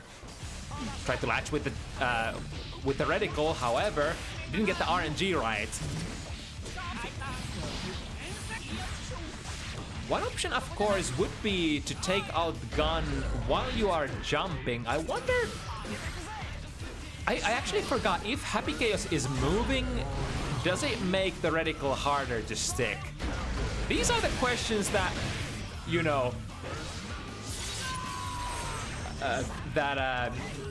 seasoned Stripe players should know at this point. Perhaps these are the reasons that we keep losing to Happy Chaos players, huh? Not understanding exactly how the gun stance works, even after these years. Ooh, that's gonna be a punish though, unless Epic Gamer realizes and gets the RC. Emu on their last pixel. Ooh, gets a 2S just in the nick of time, but the Abare 2K. The 5-framer that could. Mankind knew that they cannot change Putting society. Epic Gamer into the 6-1 position. And now, Emu finding an uphill battle here. Starting with a very good read though, baiting the burst. What's it gonna be next? Ooh, went for the 6S, I believe, extending his hurt box a little bit too far and getting thrown for his troubles. Back in the corner again, a little bit too close. It's a very common woe for, you know, players who are getting started with a new character that you don't quite have perhaps the perfect meaty timings down. So when you're going for like a close slash after a hard knockdown, you might actually just completely miss it and get thrown for your troubles. Maybe even 100 times over before you learn the timing perfectly. Oh, hello! Anti-air hitbox! Usually being airborne is the option against that super, but that time you usually have to either block or evade the first hit before you can find the decisive gap to punish. Ooh, got the jump slash hit in. Ooh, still converting. All right. Working with the little victories. Jump slash once again. Epic Gamer finds the hit. Able to flip positions. RC snail so that we don't get punished. And now, looking to seal their deal right here, right now. Epic Gamer, set point. Emu, very low health, no meter, only 50 burst ready to go. Look at the punish on that snail, and here we go, the charge. Winter Cherry ends up doing it for Epic Gamer. Taking out the slightly more seasoned player in the form of Emu, but on their sub character. Good effort. Of course, the the risk-reward difference is, of course, always apparent when you're, working with a character that you haven't gotten your hands too dirty yet. But great to see Epic Gamer with the successful wins as well on Bounty Hunters. And looking to come back even stronger event by event. Alright, next up. Entering the latter part of the show. Ooh, we've got some DLC action coming up next. The de facto testament guy of Bounty Hunters, aka Aizawa, is gonna test McNuggleton's current position with the Johnny. Of course, McNuggleton has been working with the Johnny since the start of Season 3, as far as I'm aware. Being very active, trying to make the character work as best as possible. Has had very decent amount of success as well on Bounty Hunters so far, I believe. And this perhaps would be so far the biggest challenge for McNuggleton as of yet.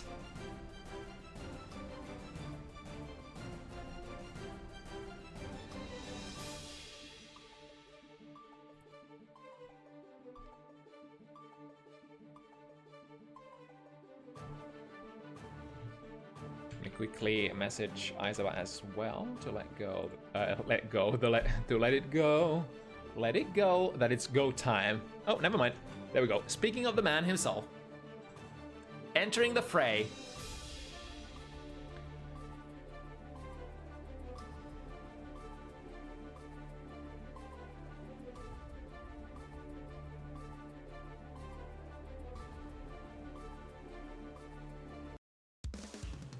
Alright, two very far-range characters.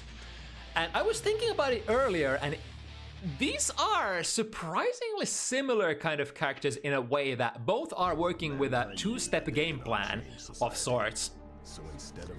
Testament, of course, has the ultimate two-step game plan, the two-step game plan of Guilty Gear Strive. Has to stain the opponent before they have any rewards whatsoever.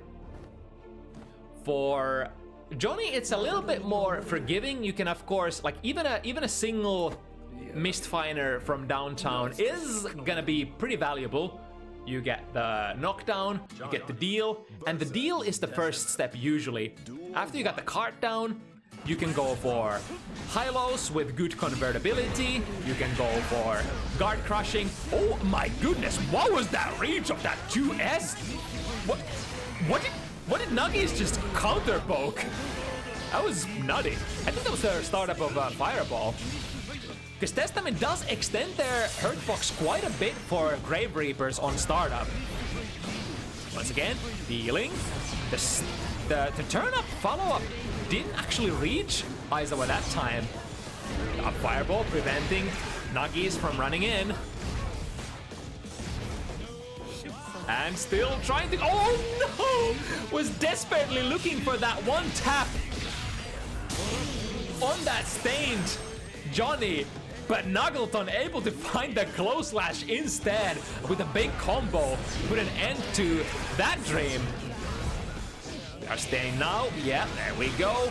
Immediately burst as it was available. It's probably one of the best places to burst as well as Testament gets their burst pop finally. Oh, nice prediction. Doesn't send the crow downwards. Instead, chooses the neutral path, which you do have to manually input by holding the button, of course. we go, got the jump out attempt with a close slash into the guard crush loop. Uh-oh, tried the 6P, so got caught.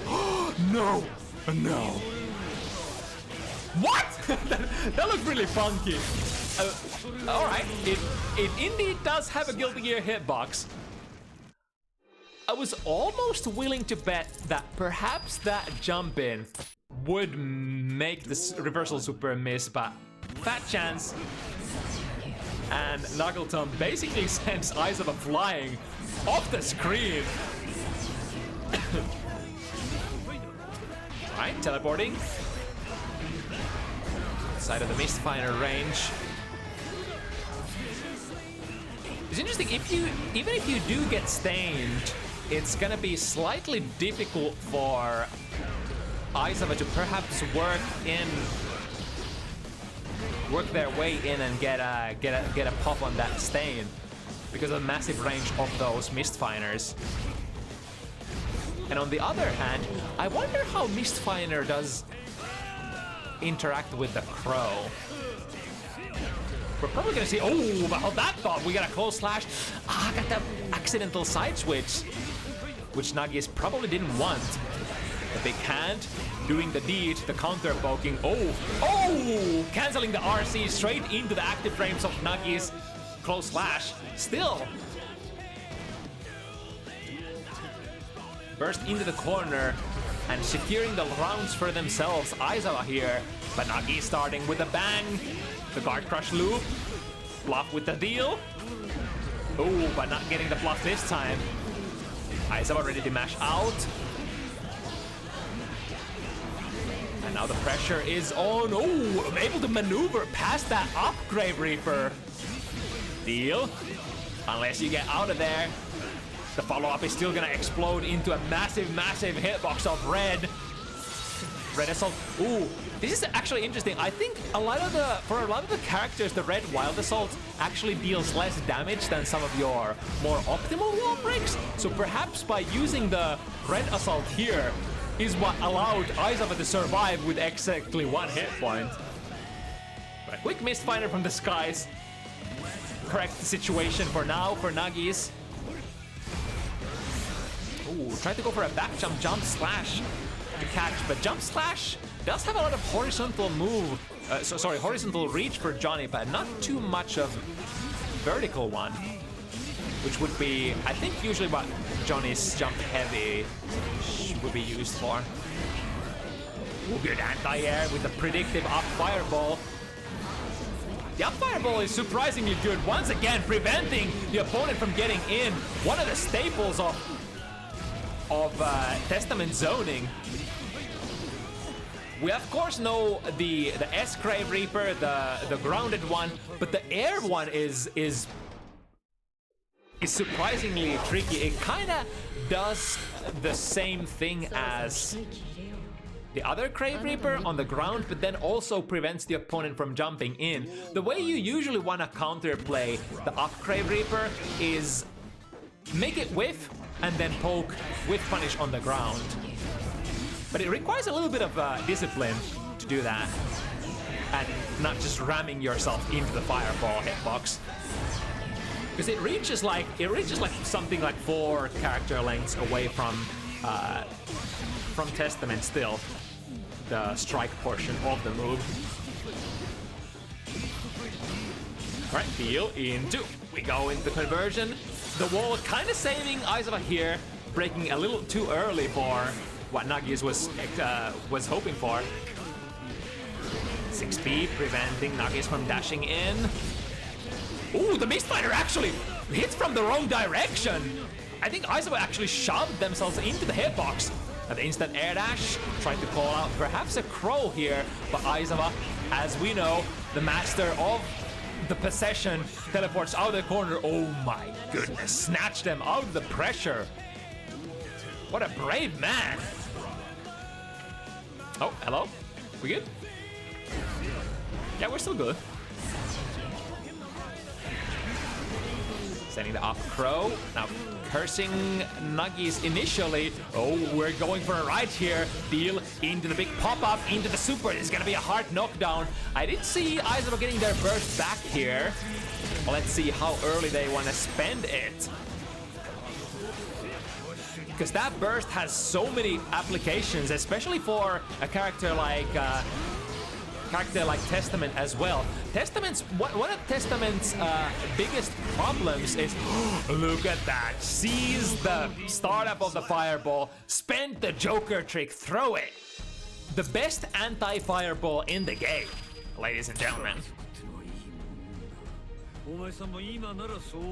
The selling point for Joker trick is definitely its startup and its speed. It just covers ground so fast and basically has priority over any other fireball in the game.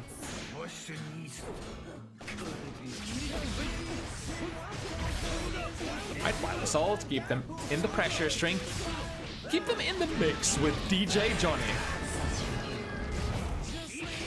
Ooh, found the low. Here we go into choosing to actually not combo into Nostrovia here for the wall break. Still saving the meter.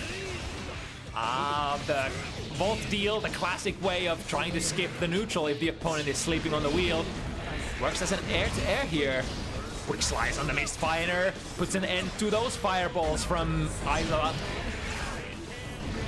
6K, what a bait there. 6K would have been okay if Aizawa actually chose to jump forward, but they were on a backwards moving momentum. Close slash, big one. Look at that. It hits so high.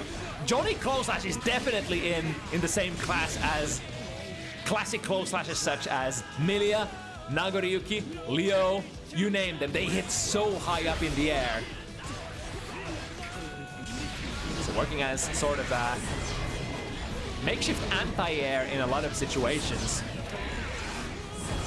Nice, able to avoid the incoming curse. Ooh, here we go, Nostrovia. This is basically gonna full screen corner carry. Could get a wall break if they want. Okay, just choose to re-stain here. Oh, that's so unfortunate. Sent them up so high. All right, but able to secure the round one or win still. The wall had so much damage that I think Aizawa got a wall stick in a very awkward situation there and was unable to break. Mistfinder into guard crush, more pressure with the use of Wild Assault. We deal, we wheel, into a mix-up, that doesn't rhyme. The round we are gonna steal, or not, if Aizawa has something to say about that. Look at that! Footsies man, leg into too heavy! The massive disjoint shown by Aizawa here from Testament for the first time into the big BMB conversion. Here we go. Here's the question again. Are we gonna take the wall break or are we gonna curse? Yep, just getting the curse and the wall break. Again, the same situation. Being a little too far. I wonder if there is time to get like an arbiter sign wall break there. But now, Nuggies looking to take, oh, nice instant air dash into Wild Assault conversion. Yes, yes, yes, that's it. That's what I was about to say. That's the problem that the red Wild Assault fixed for Testament. That far slash wouldn't hit confirm. As far as it reaches, those buttons just don't hit confirm into anything for Testament unless you already have a stain. But with the use of Red Assault, Testament can kind of ignore the two-step game plan that they've had to work with for the whole duration of Season 2. Alright, nice, get the curse and make it pop. 5, so 2P, it's a little counterintuitive, but the lower attack level that you have on your move, or the lighter the button, the more plus is that stain pop actually gonna be. Which is why Aizawa often has gone for the stain pop at, you know, close distance with those 2Ps or 2Ks.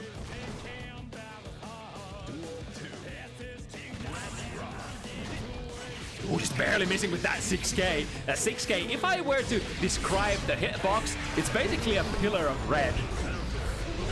Nice poke from a very far range and gets rid of the stain as well. Good FD though. Aizawa pushing Nuggies. Oh! Whoa! Fool me once, shame on me. Fool me twice. Joker's trick. Got the whip punish once again. And the close slash is there, preventing Aizawa from pressing any buttons from that possession. Ooh, a quick Arbiter sign, fast RC into high Arbiter. preventing Nuggies getting out of the corner. However, the pressure is not tight, and Nuggies ready to strike for the round victory. Oh, interesting, okay. Just went for a round start 6B, which completely airballed on the air dashing Nuggies. 2K, 2D into deal. Nice backdash out of the the guard break. The heart break. Definitely a heart break when you get stuck in the corner against the deal loop of Johnny's. Speaking of deals, oh, gonna miss that one. 6B, dash in. The Old Faithful for Testament gamers. This is the conversion. Oh, but the Wild Assault, the Red Assault working as a makeshift anti-air. And that's gonna be the game for Nuggies. Going into the leading position once again. Damn. Based on these 5 games that we've seen so far, this is definitely Shin Nuggies. Much better than we saw last week. It's been a, of course, for these, seasoned gamers of Strive that are used to playing different characters, when they pick up new characters, they also, surprise, surprise, develop quite fast. And some weeks ago, I would have said that Nuggies probably doesn't have too good of a chance against Aizawa, but now, in this current day and age of 19th of November, we're actually having Nuggies working the leader position here. Back throw into the corner. Oh, the position tech! It's so unfortunate that ended up missing the punish, but that's the Aizawa special, the unique possession tech that is very, very hard to utilize, but almost putting up the cool stuff on the board. Here we go with the Red Assault. Put them in the corner, stain them, and it's gonna be a pop.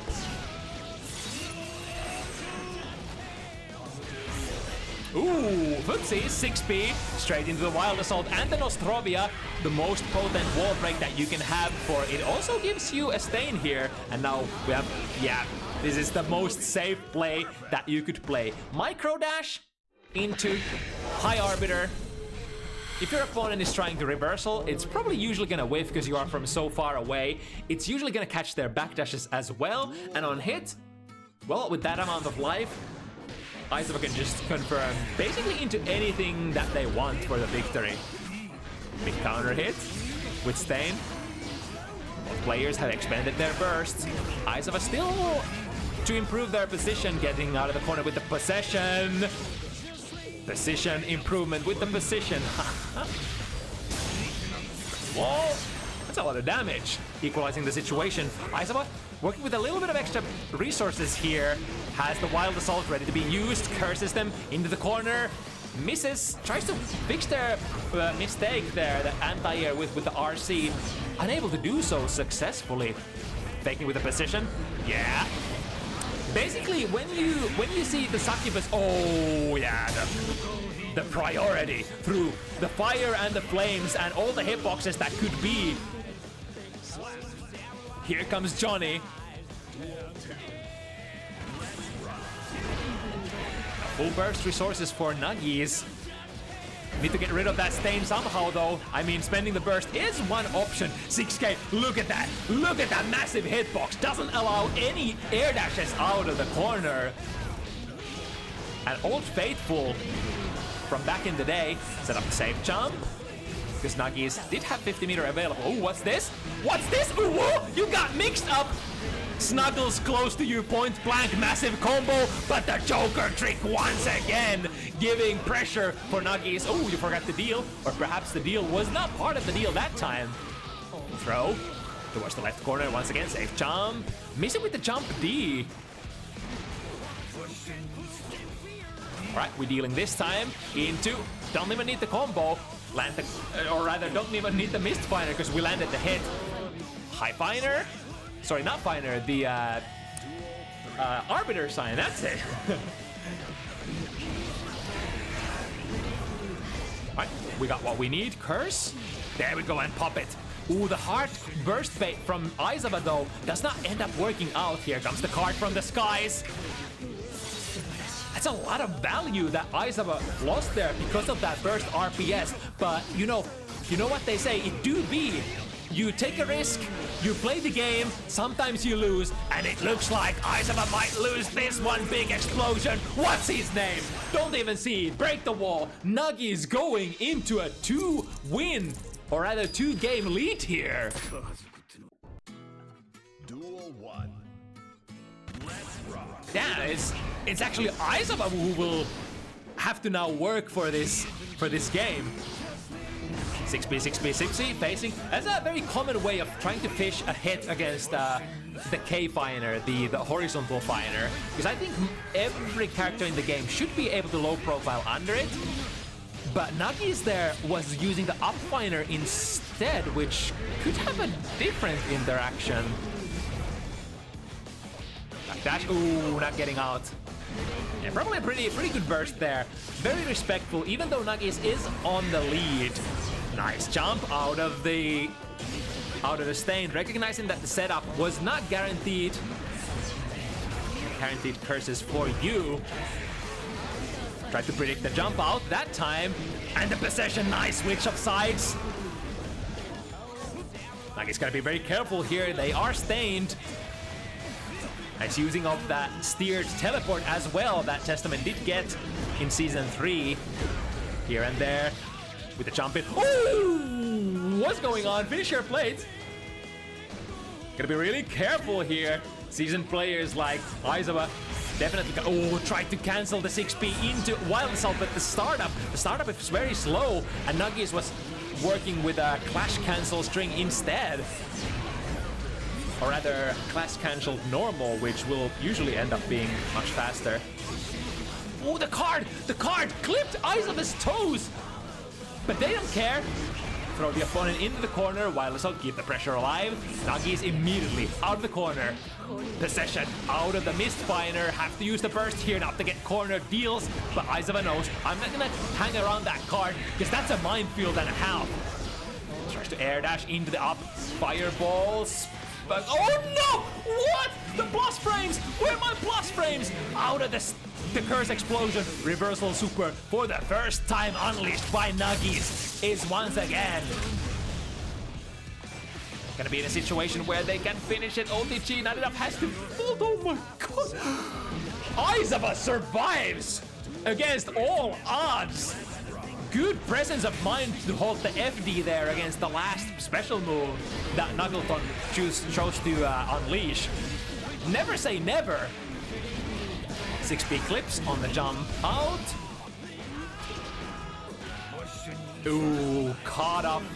Got from the teleport.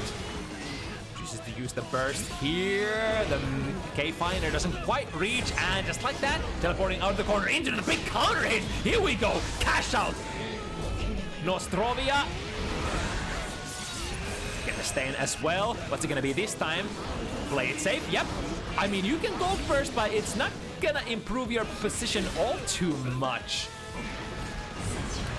I'm actually not sure about the frames though. Is Gold Burst within Gold Burst on the high? Oh, but actually, that was so smart. But still won't be able to avoid the girls. The possession feint, making Nuggies press something and coming out of it fast into 2K. What a pressure! What a pressure sequence there.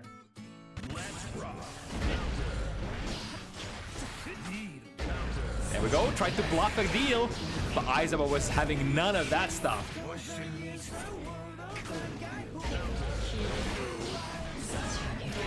Of course, if you do manage to hold your opponent still in your pressure string and deal into their guard without being poked out of their string, that's massive value for Johnny. And that's why most Johnny players are trying to hunt for that as well. And the deal is really fast in like full, maximum duration. Oh, wait! In that same position, once again, tried to bait the throw this time with the use of, was that? I'm not sure if that was a jump out of the throw or if that was a, whatchamacallit, the Ensenga. Checking with the Joker trick. Aizawa was doing something there, perhaps caught from their jump startup. It was Ensenga, yeah. So my eyes indeed did not deceive me. That's kind of nasty. RCing them and then air throwing them out of there, Ensenga. Nice, the step dash through the up fireball. That's exactly how we should be dealing with those. 6P calls out the 6 heavy from Nuggies. Teleport out. RC slow down air prayers. McNuggleton not ready to give away the position just like that. Look at that, the trajectory! The trajectory from the air dash, perfect to avoid all fireballs. But now, Aizawa has acquired the stain once again. It doesn't end up mattering because we got the big counter hits and McNuggleton has so much meter and 50 meter. Ready to use the YRC as the red wild assault as well. And Aizawa did not have enough meter to burst. And even if they did, there would have probably been a red wild assault to suck all of that out of your bar. Got caught by the crow this time. The down finer once again. The mist finer being the zoning force, preventing Aizawa from getting their game started after getting that stain on. Ooh, got clipped. Quite too bad though, but looking pretty tight for Aizawa here, working with that low health. Again, willing to go into that reversal throw, saying that I think you're just gonna miss your setup. Oh, is he gonna? Nice, able to avoid it, but jump slash from very high didn't give Aizawa enough frame advantage. You know what has frame advantage though? That red assault conversion. Oh, perfect. Perfect angle once again. Yeah, at this point, I am willing to say that Nuggies is consciously trying to, like, whenever they get stained, they are trying to find the positions to snipe from very far away with that Mistfinder, trying to give Aizawa no quarter to strike after. Textbook anti-Testament play. And a Joker trick yet, this time notices that they have to RC to keep themselves safe. Oh, works as a whiff punish or an approach tool as well. Sweep them off their feet. Low finer into deal. You got your guard break. Coming in once again into a throw. That's so nasty as well because guard breaks, as we know in Strive, they basically don't give you any extra throw invulnerabilities. So especially defending against throws. Oh my god, that's a hit and a half. Look at that disc. That whatchamacallit, the risk. Not disc, risk. That risk was cranked to the max. You don't, like, we do see high risk combos very often, but what we don't actually see is the fully ranked risk that causes basically a guaranteed counter hit.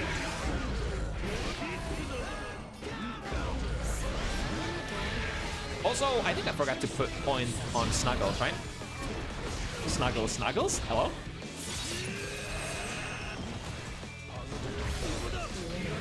Right, YRC, I think that's definitely worth the expenditure when somebody, you know, resets their pressure on you with a wild assault. Now with that positive bonus, again getting back thrown, this is bad. Tries to reversal out of it. However, it's one of the slowest ones in the game, and I think Nuggies was already baiting for it as well. Big damage coming through, hard knockdown. Aizawa does have the full burst. But this is a set point, or wait, not a set point quite yet, but a pre-set point, if you will. And Senga is quite negative, so giving Aizawa the courage to mash with a 6P. Or I mean, I guess you shouldn't call it a mash because it's your turn, sort of. I mean, Ensenga leaves you pretty far away, so it's like relatively neutral situation, all in all. Right, jumping out of that far slash. Ooh, 6P calling out the very point blank up finer. Curse is on. Trying to fish for it. 2k, there it is. Oh no, it expired! The curse of all Testament players. It looks like the animation looks like it's still on, but it has just expired. And now Knuggleton taking a hard knockdown with the red assault, looking to knock down Aizawa into the set point position. Let's see what Aizawa has to say about that. Teleport into a bluff. Or I mean, not a bluff, but you know, a reaction check. If you're not ready to press a button at the right timing, I'm gonna snatch you out of there. And now we have the real set point position. Deal after the throw. Ooh, go again. Slash this time, goes with a strike option. And Aizawa once again not taking that bluff, not taking the pressure reset deal for free. Ooh, missed with that far slash. Drop the combo, here comes Nuggies, forcing Aizawa to go into that last-ditch effort burst. No burst gonna be seen for Aizawa, but that's a big hit. Close slash, 6 heavy. This is not prorated at all. It's gonna do mad damage. Alright, not getting a hard knockdown here, unfortunately, but maintaining the stain. Until getting very dangerously close. 5k misses. The throw, oh, the read, and uses the jump key, the battle, uses the right button as well. Aizawa lives to fight another day. He had to take the hard route to stay alive. That was the throw that was gonna kill. Jumps over and looking to still play in this set. Now backdash cancel out of that red assault. I'm not sure if that was what Aizawa wanted there, but what is done is done.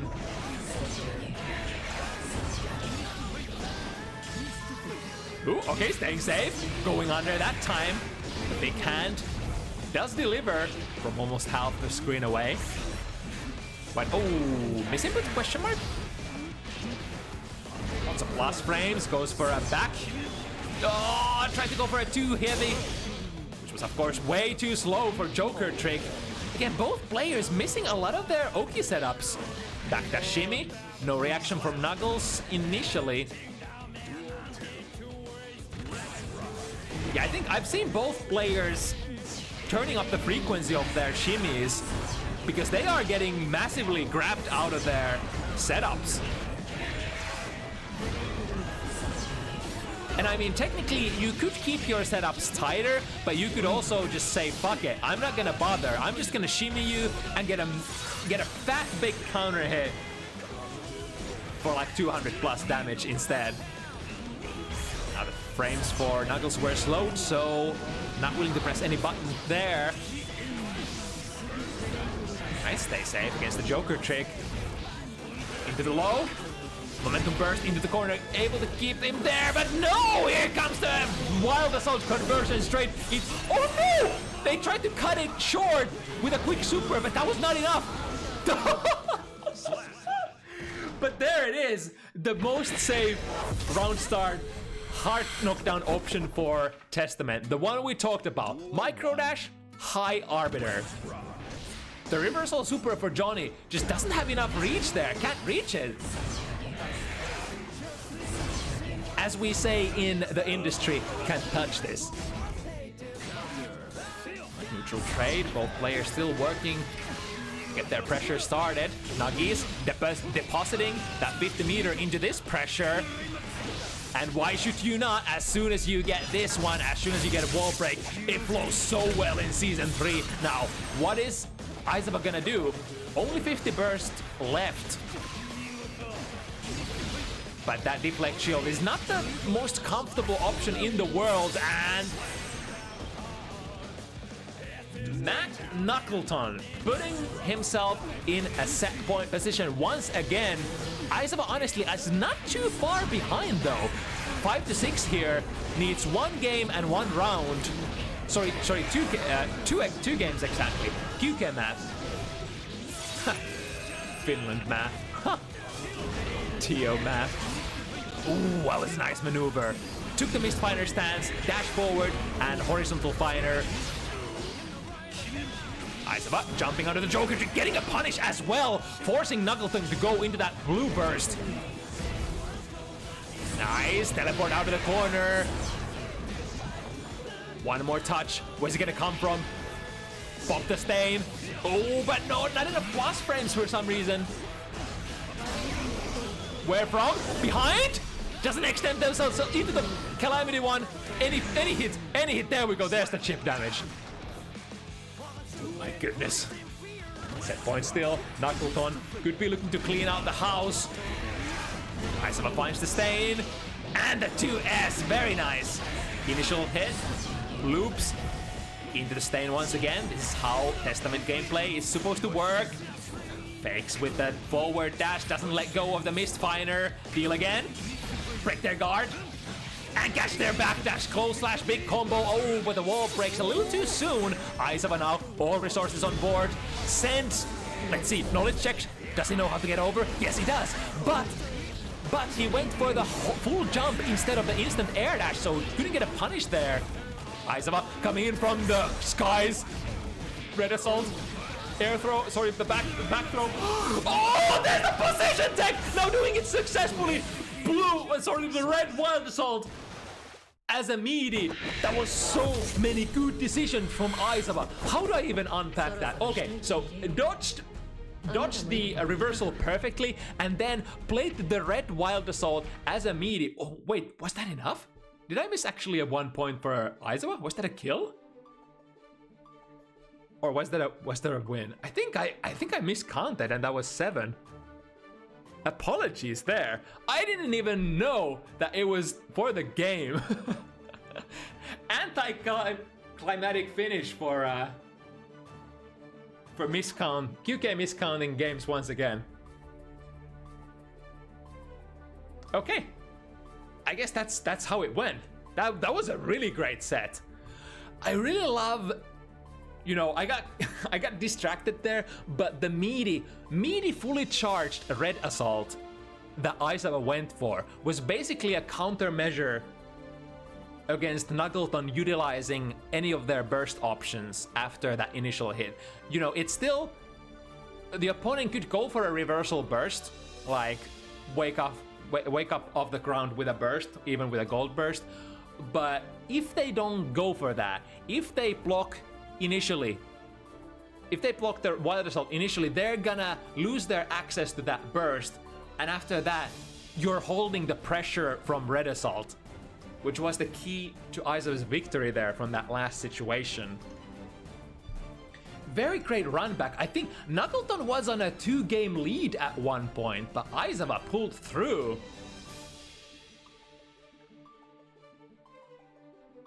Now, unless we have something really nutty happening here, that's definitely worthy of a MVP match of the evening. From yours truly.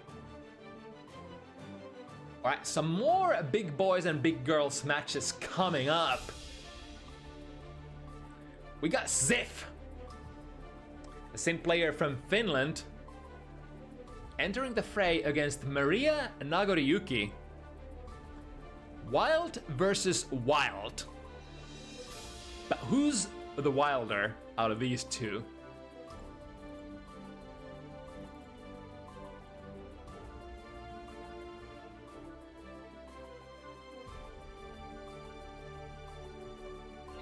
Now, as far as this matchup goes, they do tend to say that it is somewhat naturally uncomfortable matchup for Sin, since you don't have like a clear blood-related victory condition versus Nago, like many other characters. And Nago tends to perform fairly well versus Sin, despite the current blood and spacing situation. And it is a matchup where Sin does have to chill a bit, since at low blood, Nago special moves are, of course, that big stop sign, ruling the neutral, usually having the first say at neutral. And if you've ever played against Sin Kisk players, you know how much Sin players just wanna go full throttle, press the step on the gas and just go in and guard break and do your herder pressure and, you know, all that kind of jazz. But in this matchup, gotta play it a little safer than that. Gotta have a little more patience, so to speak.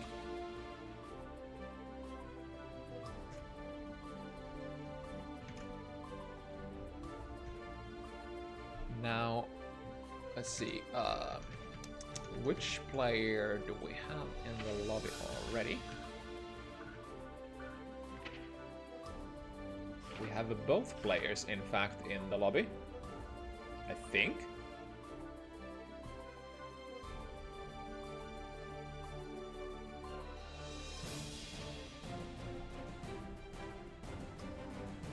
Wait, can I not see Maria?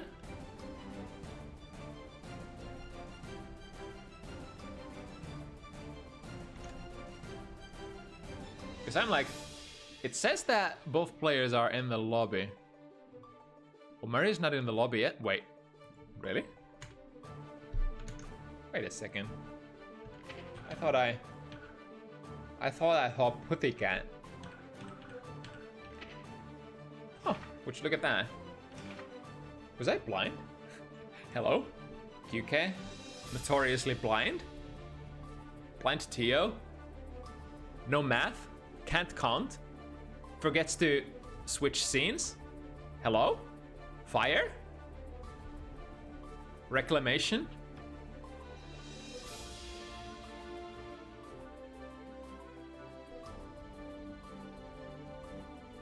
Oh, it might actually, yeah, it might be that bug. Because I thought I saw Maria in the lobby. But sometimes we have this shit. This same issue. Which we could try fixing by one of the players hosting the lobby instead. From my experience, that has been a decently okay option to fix when one of the players hasn't been able to join.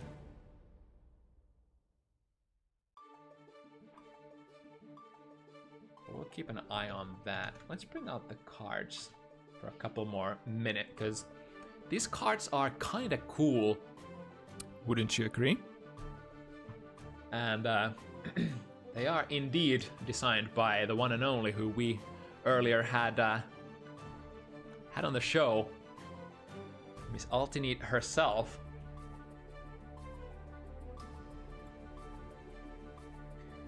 All right, I think we have Maria ready to go. Ziff, Sin, Maria Nagoriyuki.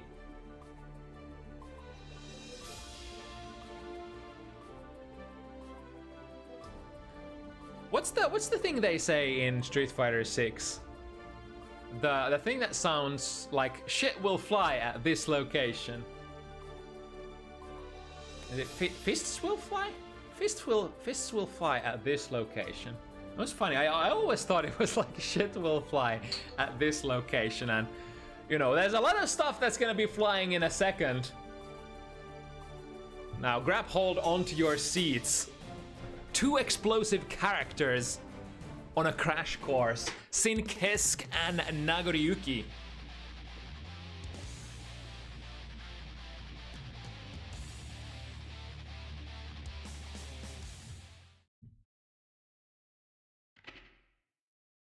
Right, there was a mention of ping issues potentially, but hopefully we're okay.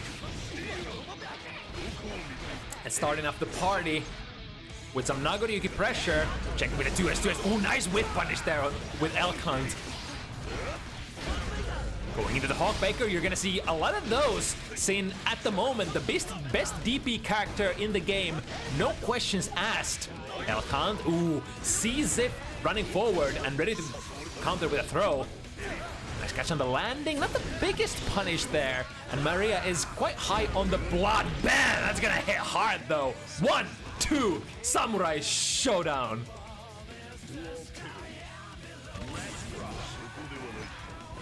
Barely avoiding the far slash there with a massive backdash of Sin's. Sin's like, I'm so happy that they gave Sin his old backdash. Able to play the neutral as he was back in the day. But hold up, there's a big massive 5 heavy with level 3 attached. Goes for the close slash Abare and works out for Ziff. Corner to corner. Yeah, there we go. That's my boy. RTL from basically any position, able to get the wall break no matter the situation with the meager cost of 50 meter. And another one. Another one. And now Maria doesn't have a burst available yet, as Ziff has so many resources coming in. No stamina, so has to spend the 50 meter to cancel. Oh, okay. the Beyblade, the anti-air that could. Trademark. That's why I basically said that Sin has to kind of chill in this matchup, because there's just so much shit coming at your way that can work as a party stopper. For example, the one and only Nagoriyuki, the which one of the snows? The Kamuriyuki. That's it. Oh, drifting straight into Ziff's throw. And here we go with the OTG close slash. Same situation loops. Spent the meter, keep Maria in the corner, and she has nothing to say about this because her burst has already been, or her burst resources have already been used a little. Alright, find the hits. Lots of blood deposited in this pressure, but now, as a result of that, Maria in a prime mauling position. 6k, 6k, here comes the DP. Ooh, but I think Maria was already pressing something, so get hit by the second hit on the way down from Sin's DP. Ooh, got the jump. And a proper conversion, call slash slash slash, goes into RC, into Blood Rage. All right, we're setting it up. And a close slash, yes, indeed, good. We have the knowledge check cleared. So some players are very vulnerable to Sin DP if they don't know how to punish it properly. Maria putting on display that if you swing that thing around too much, I'm gonna get these juicy close slash counter hit punishes from the air. And we know how much damage this character can deal out of those. Ooh, ooh, yeah, that's kind of a safe jump-ish. Going with a different option there, the late air dash jump slash catching the button for Maria. However, it's a reversal. Getting the ooh, footsies, hello, 6k. Ah, but Maria was popping. That's an unfortunate thing. Oh no, no, Sin, no! No, he went for the cookie jar. Oh! And Maria was not sleeping on the wheel. Unfortunate, but it do be. And now Zip will have to live with his choices for the rest of the set. Although we are still very early to the set, so there's a lot of opportunities to develop. Oh my goodness. Too heavy from Nagoriyuki, counter poking the big B, the driver of the beaks. Not quite as it used to be in the past, but we go OTG close slash once again into strike throw. What's it gonna do with a 2 bar of blood? 6B. Oh, and here we go with the DP. And one of the nuttiest thing about Sin DP, you hit it, you spend 1 stamina, and bam, you're in there. You're in there close slash distance and performing your best Oki. No other character really does that in Guilty Gear Strive anymore. But for some reason, the Hungry Boy still got it. All right, throw again. Again, hello, one more. 6B, this time catching the backdash, kinda, and a chip kill. Yeah, there was no way out of that one anymore. That was a checkmate. Unless somehow Zip managed to get a DP out there. All right, finding a string. Good text from Maria this set. Almost like every single throw has been like reaction tech so far. 6B. Get the hard knockdown. We're kind of high on blood, so have to. Oh, unless we get the big juicy gulp, and then we take the burst as well. Wham, bam, thank you, man, Maria. With the reads, with the aggression, when it counts the most. Locking down Ziff in the corner. A lot of momentum go. Oh, the forward momentum actually making Maria whiff against Ziff's DP, and it's actually favorable for you to land behind Sin. A lot of characters can actually just dash under that DP and then make Sin, you know, not able to perform the follow-up RPS at all. There we go, Rave of the Tyrants. Maria has a lot of defensive resources, though. Let's see what she chooses to use here. No, none of them. All right, we're saving it for the next round. I would say though, it's like Sin is one of the most dangerous, one of the nastiest characters in the game. Oh, hold up though. 6k +3 into a frame flat close slash. Didn't have the meter yet to go for the Tyrant Barrel, so get it with the use of Wild Assault instead. Just with the 5D combo. Good, stands up to block, but this time, not this time. No RC. And the Deflect Shield gets a little bit of purchase for Maria. However, Ziv still had their own burst left. With Punish Attempt. A little too far though. Ooh, okay. Funny thing, I think if Ziv doesn't get the throw here, Maria actually will pop from that. I think that was Maria's attempt to basically checkmate with blood. Ooh, good 2P. Good 2k from Maria as well. Not letting the opponent get away with those advancing disadvantageous moves, and another one sees the burst coming. And now what you gonna do, Ziv? There is no resources, but you are Sin Kisk. DP is always an option, but we are playing it honest and simple. Just go with the fundamentals, jump out of the corner, wait for your turn, and now press your offense. And what a character Sin Kisk to press. We are very low on stamina though, so let's see what Ziv will end up going with. RC gets the backdash 5k and into the flash confirmed. Very nice sequence. Ziv so far has displayed amazing ability to play post wall break situations, and as a Sin Kisk player you better be able to do that, because that's what your character is one of the best in the game doing. Okay, backdash avoiding 6k. Meaty from Ziv, going under the far slash into the conversion. Nice. We'll have to take the soft knockdown here though, because no Wild Assault available. 6p works out, get the hard knockdown. No respect from Ziv.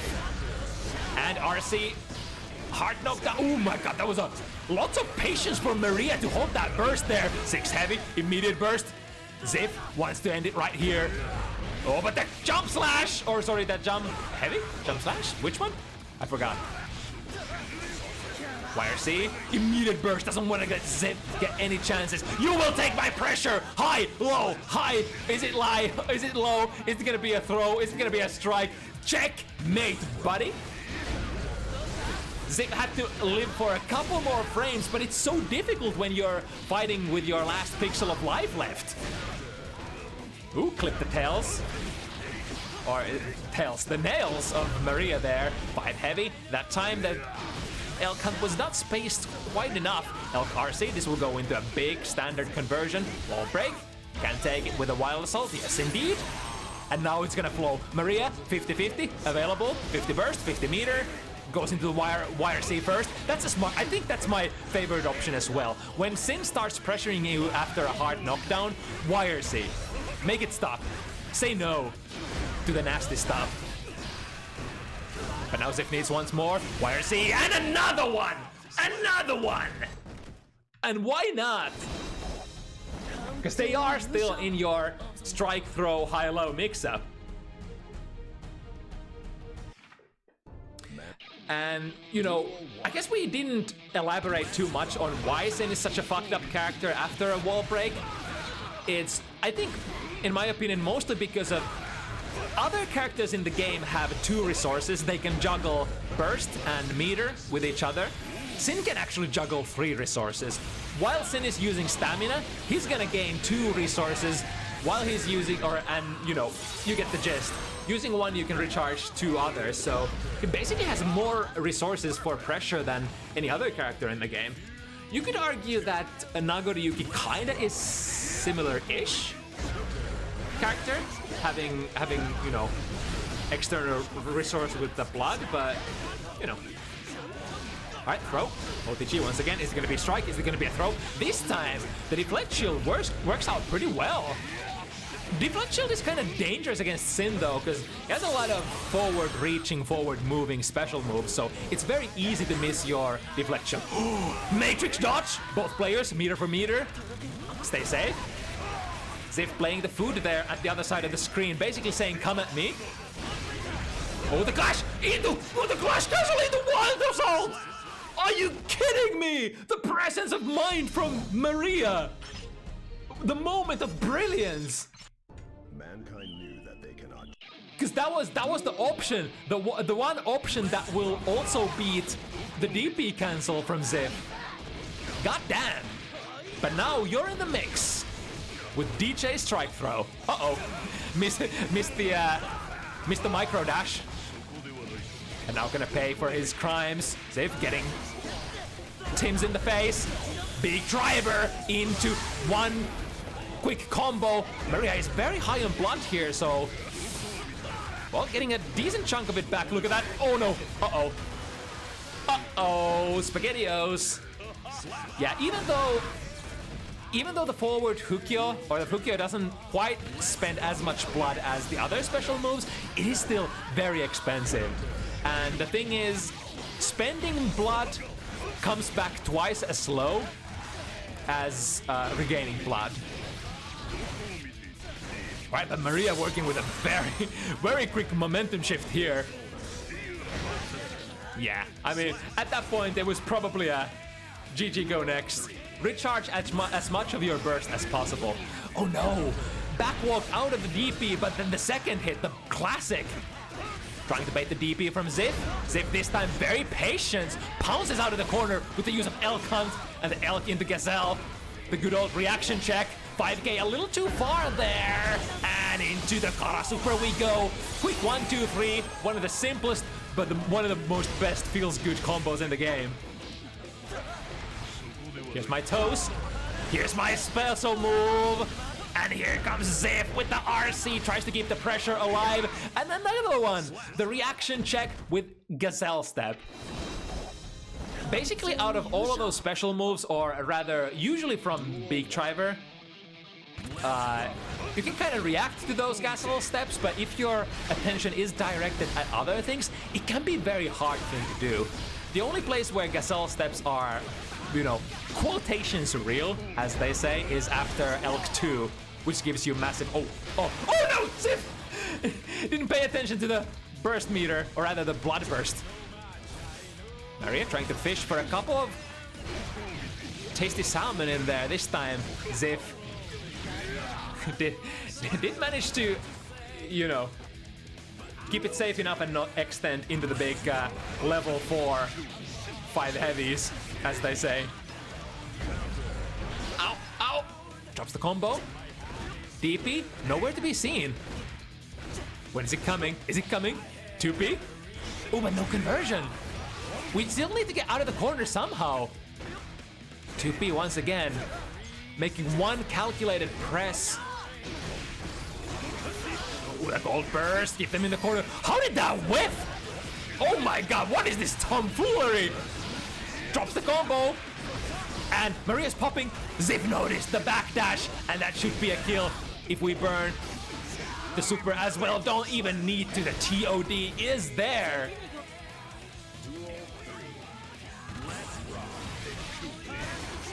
Alright, immediate burst. Instead of the blood state, wants to burst the damage instead. Here we go. Damage opportunity. However, Maria didn't quite have the 50 meter ready to go yet. Once again, Elk Hunt. Another really... Oh no! It was not a good timing. Did he throw? I think I saw a throw here. Yes, indeed. Good prediction from Maria. The active strike throw game of Ziv. This time works against them. YRC. Good deflection and gets a whiff punish. That's exactly, ladies and gentlemen, how you should be using Deflect Shield. When you use it, follow it up. Always follow it up with a button. Because what you're looking for is a whiff punish. Using it and not utilizing it, huge waste of resources. Top players are gonna get the punish on top of that. If you manage to push them away, or rather, if you manage to hit something relevant with the Deflect Shield, you always want to take the reward as well afterwards. Wild Assault plus frames, stay there, close slash, big damage! And this is gonna fix up all of Maria's blood troubles as well, as it keeps flowing back to her veins. Ziv is working with a full burst, but this is not very good looking round to burst, is it? Unless Through the wall we go. And now it's gonna start to flow. Now it's the question, is Maria gonna use resources here? Oh, caught with the 3k, sorry, the 6k. It's an unfortunate combo with there. Ziff did have the opportunity to close it out, but it's really the spacing with 6k. If you choose to space 6k very far away from the opponent, picking up from the hit is gonna be much harder. What? The footsies jump over. Hoop Stomp is such an interesting button because it puts in airborne after like, is it on the 8th or 9th frame? Which makes you able to hop over some normals. No conversion here. And again, the whip punish from Maria. 2S, 5 heavy. But again, she's so high on blood, she can't use the special moves. Where my good stuff? Hello? Ah, it hurts! It hurts! And here comes the big driver. Okay, I was like, missed the super bad. No worries, we still got the round. We still got the round. Right, nice there. Timing the 2S exactly on the landing frames of Ziff.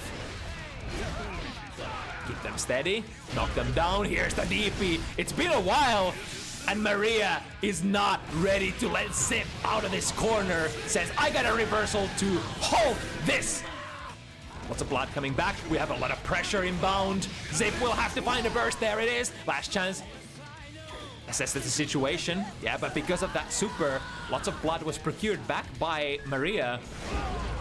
And there we go. Just was waiting for it. When are you gonna flinch? And Beyblade.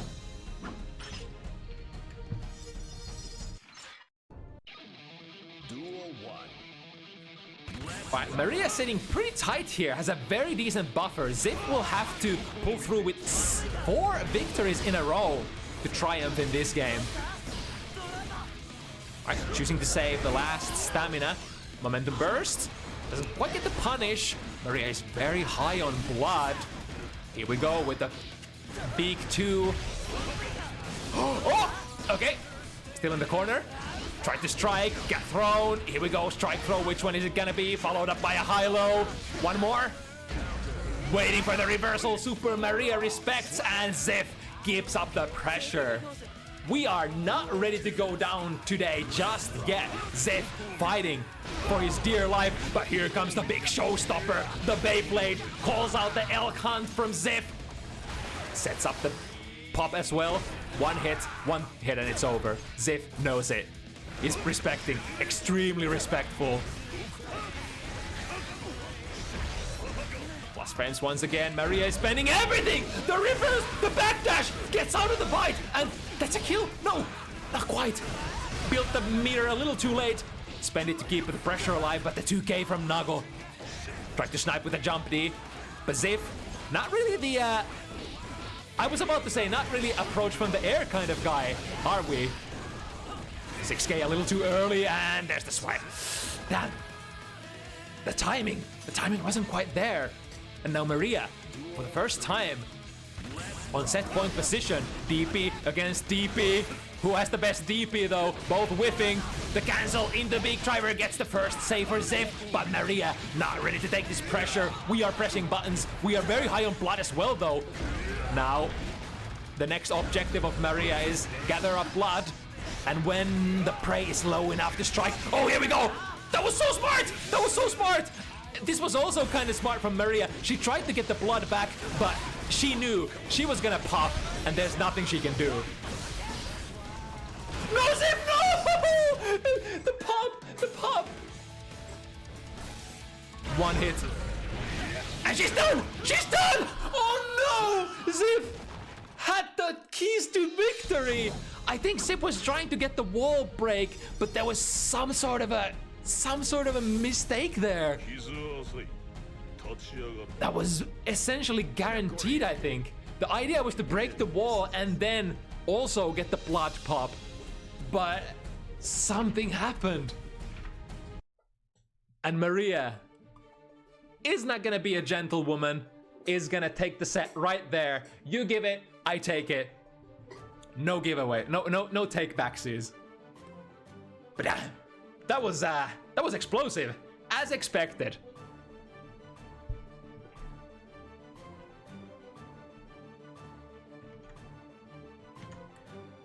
All right, we got one more left. Whew. Is it hot in here? These matches are kind of fire.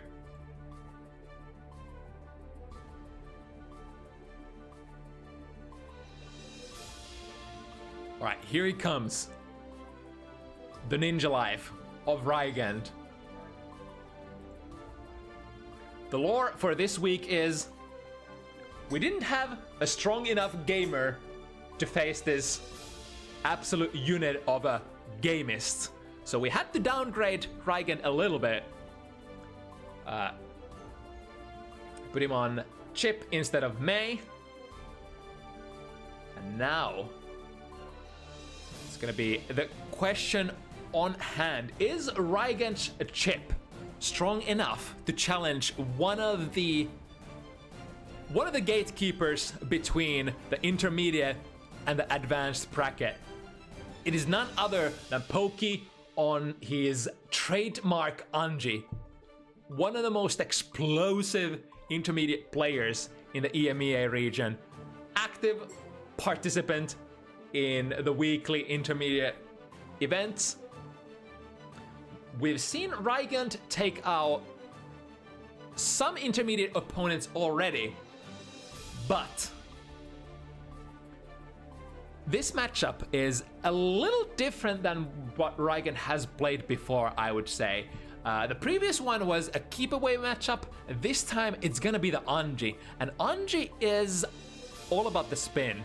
This will mean, how should I put this? So Arxis has definitely doubled down on Anji's high risk, high reward gamble kind of a gameplay. They did not address Anji's pokes almost at all, moving from Season 2 to Season 3. Instead, they chose to put even more power level on Suigetsu no Hakobi, the spinning. Now available is the fish that, you know, makes Anji just so much better to play out of the, or gives Anji so much better options available from the spins. But at the same time, so it means that Anji has to live and die by the spin, but it also means, because it's such a prevalent option, it's such a strong option against strikes, the opponent also has to live and die by the spin. So it's kind of like a RPS game that Anji players always drag you into, that you can't really avoid playing. You gotta be strong, you gotta be you gotta trust in your reads, and you gotta not fear the spin. You gotta find your timings, and finding your timings is definitely what playing Chip Zaneth is all about. Let's see how far Rygand's fundamentals can carry him this time around.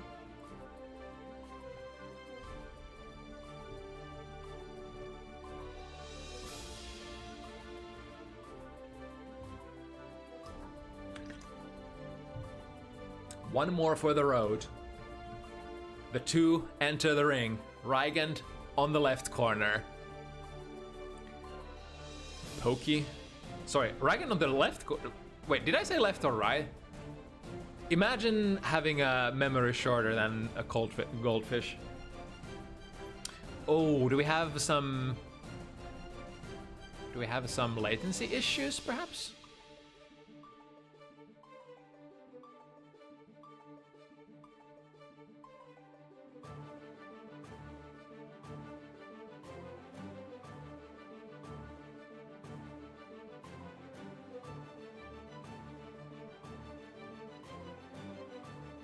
Yeah, usually, I think for the most part, the routing from Finland to Germany is usually pretty okay, and I personally have had very good experience playing with Pokey, so we could try.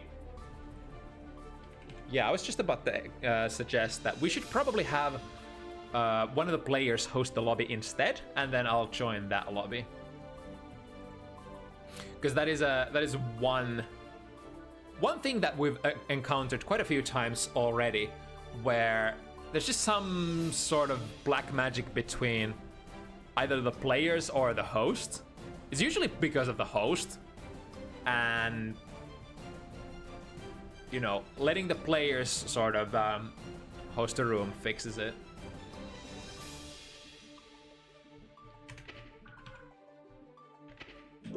So hold on a second. Short intermission to ensure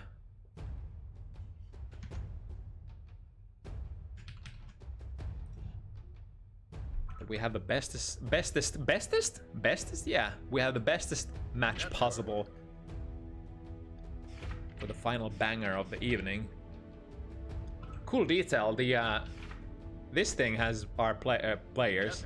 There's a Rygand on chip and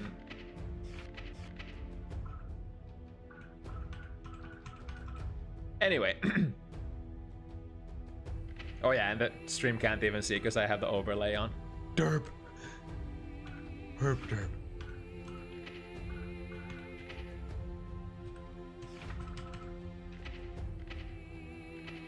Okay, got the room. Welcome. That's a nice looking room.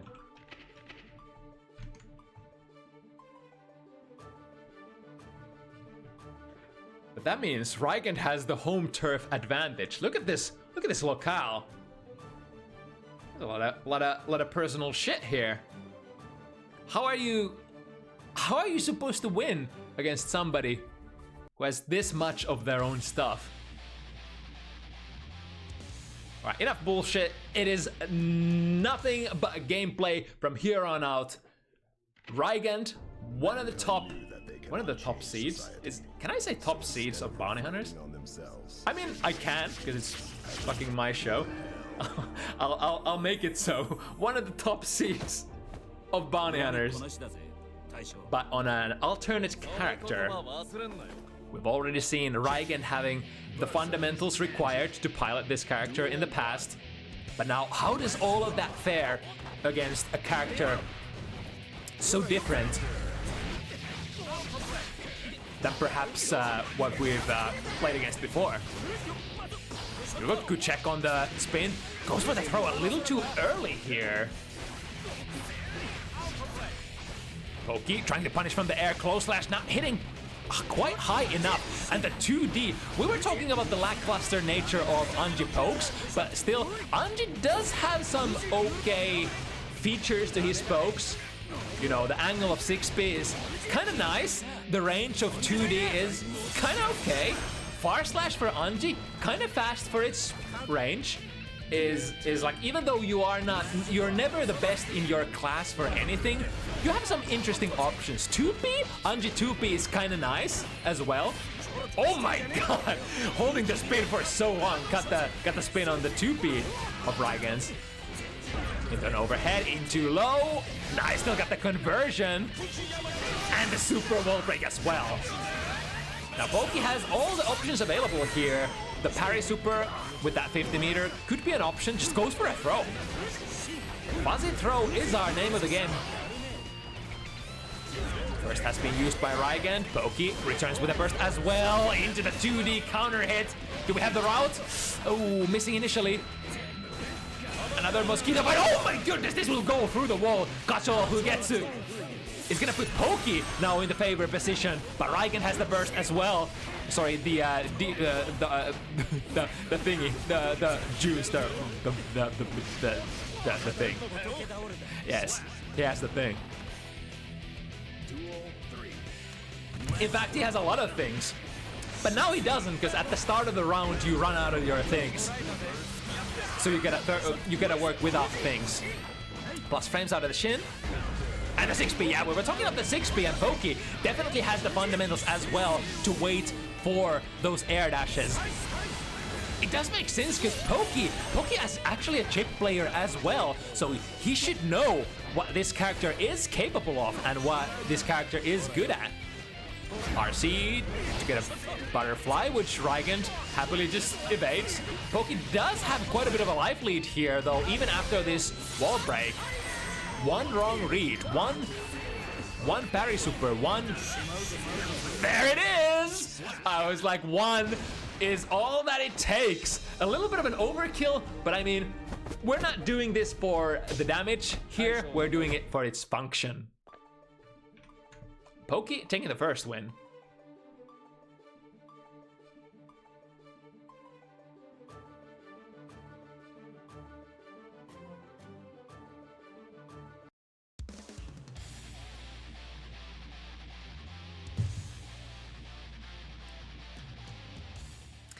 The risk reward is definitely hanging on the side of Pokey. Much more explosive combos for our dancer compared to Chip, who definitely has some decent combo damage as well. But I think Chip's selling point is usually getting the wall break and then doing the nasty pressure, and then just flowing with. Or rather, looping by doing the positive bonus thing that all the characters love doing in this game. Ooh, okay! Very nice timing on the burst here. Made Pokey use the Wild Assault. So even though Rygand lost the round and lost the burst, it was... at least a little bit of damage was done to the opponent's resources. 2D versus 2D, huh? Nice. 2S into a tick throw. Pokey working with the setups. Rygand choosing to just respect this time. Nice reactions. Standing up to block the overhead. Oh, and that's it! Damn! Pokey is deadly.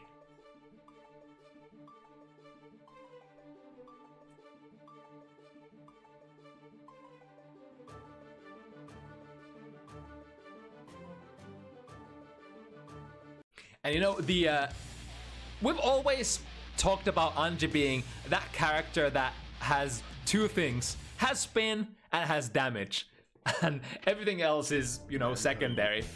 It's further extrapolated on a very soft character like Chip, who just takes quite a bit of damage by virtue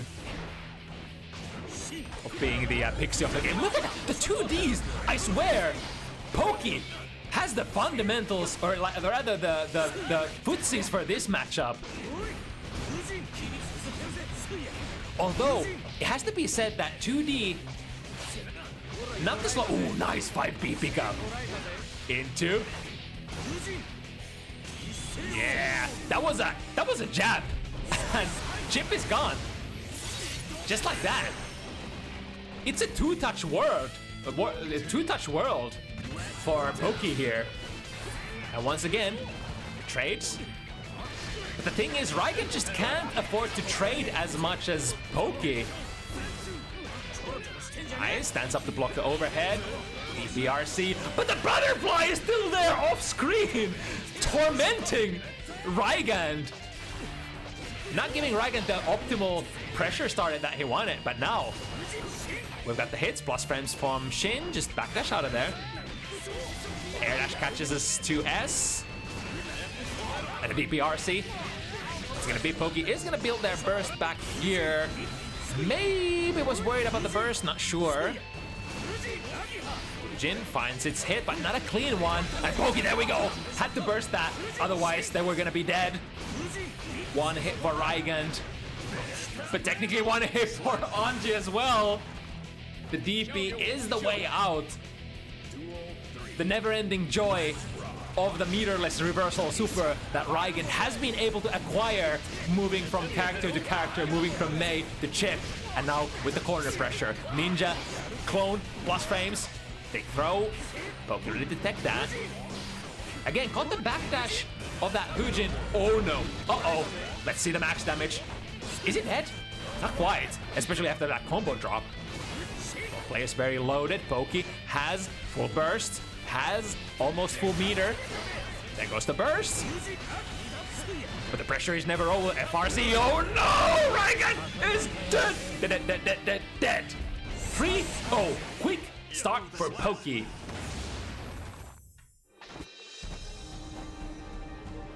It's nasty as well, because not only is the neutral so weird against Anji because of the possibility to, you know, get spinned on every time when you strike, the pressure is probably a little awkward as well because of Anji's reversal super. The methods of outplaying Kacho Hugetsu, this parry super, differs so much from like a reversal DP. In certain senses it's better than a DP, in certain senses it's worse, but it really does force you into a different kind of mold, forces you to think about your pressure in a completely different way. And understanding the risk-reward discrepancy, understanding, oh my goodness, got hit by the 2D counter hit again. No choice but to burst there, huh? Now Rygand has been able to acquire the corner position. Pokey, bravely pressing 2P, but not being able to convert into the hard knockdown out of that 2P. However, Rygand does finish their plate here. Hard knockdown, but again, we're facing the problem. 50% meter, full burst Pokey. How are we pressuring this? And just like that, Pokey transitions into pressure of their own. Right, Rygand choosing to spend the burst and not take the hard knockdown. Finds the hit. Ooh, very nice. Blocks the high angle. Realizing that that was probably the only way that Rygand could have avoided that butterfly. But now, fast RC. Is that gonna be enough? He has the meter into Bankime's side. That might not actually be enough because Anji has so much effective health. The guts, the defense modifier, he is indeed alive. But one more is all that it takes. Rygand with the same old tricks that are also available to Mei. Safe jump. Strike throw, high, low. I think there's some sort of cross-up option as well in there with Chip. That's a big counter hit 2D. Pokey barely. Ooh, into the hard knockdown. Sorry, not hard knockdown. Counter hit 2D. And resets it up. This is not prorated because he got the reset. Although, luckily for Rygand, that fan super, one of the weakest hitting damage supers in the game. So we are not done quite yet. RC out of the high. Ooh, nice timing. Perfect delay there by Rygand. If I saw the last frame before the hit registered, I would have guessed that Kacho Hugetsu was still active. Ooh, nice bait there. But now, because of that gamble, Rygand is gonna go into this round, last round here, without any burst available, and that's gonna be nasty. I think next hit could be it. The wall has quite a bit of damage. Overhead, is that wall is gonna give in just a little too early. That's what I was thinking about. The only thing that could save Rygand was the wall breaking too early. And here's the burst. Overhead hits home, yes indeed. Fast RC, no need to even convert. Pokey is plowing forward with momentum like which we've never seen before. Or maybe we have, not sure. Maybe QK just loves hyperboles.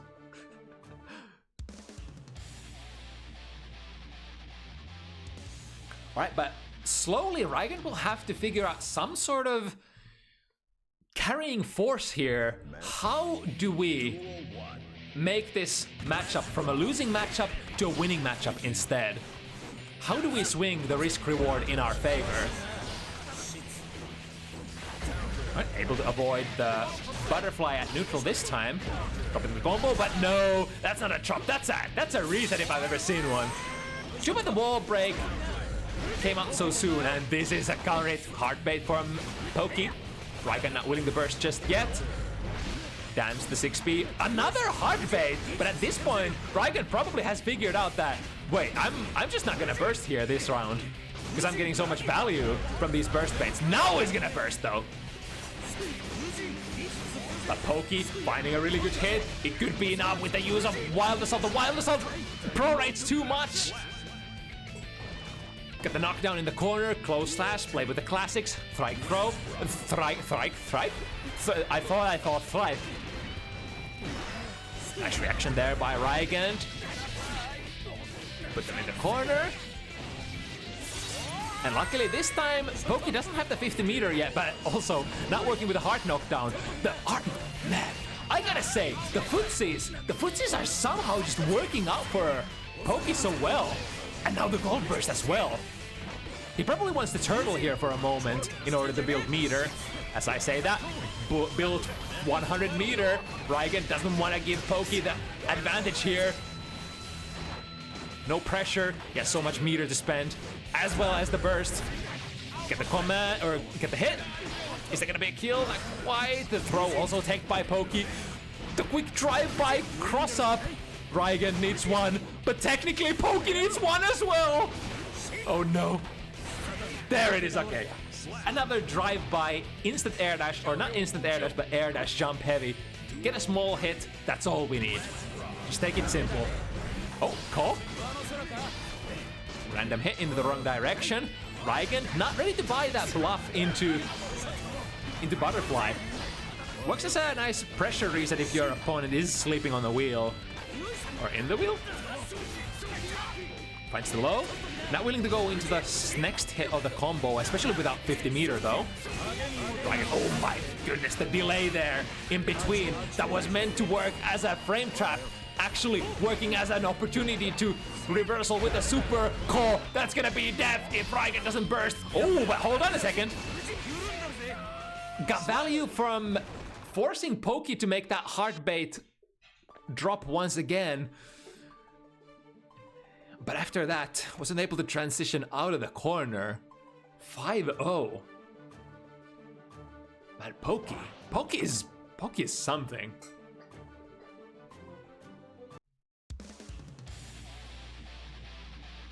Pokey in my heart is, you know, on the verge of really moving up another league, right?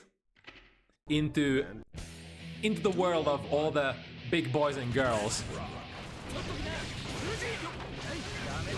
Goodness, this is a conversion and a half. Rygand again, perhaps waiting for, you know, a hard bait, which does make sense because Pokey has been hard baiting quite a bit. However, this would be probably a good opportunity for Pokey also switch up gears and, you know, just let Rygand burst if there is to be burst. Speaking of bursts, we are gonna burst this round. I mean, yeah, Rygand did have quite a bit of meter there to play, but unfortunately very little life. Now again, Pokey going into this round number 2 without having to worry too much about Rygand's burst. So find the angle, but finds that frame trap. Wall breaking once again, a little too early for Rygand to unleash the Bunky Messai. Trying to get a whiff punish with the 5 heavy. Not quite getting there.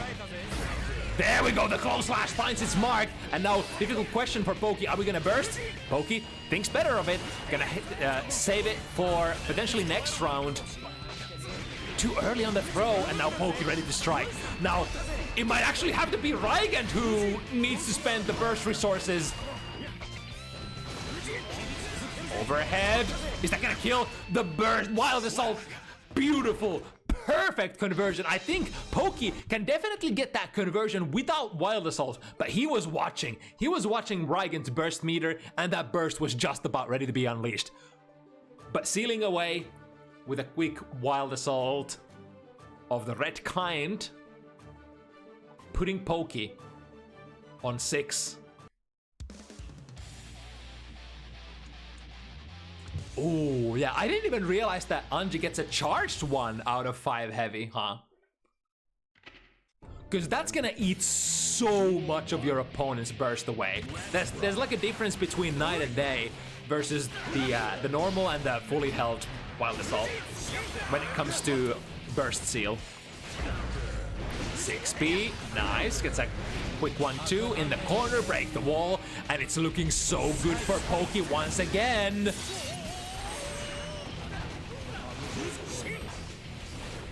It's relatively safe. Gets tacked out of claw. I think that was Rygand switching sides. Now the good news for Rygand is that Pokey doesn't have a lot of... Wait, I say that, but this is Season 3. Pokey just built almost all of their burst resources back. Never mind. This is motherfucking Season 3, everyone.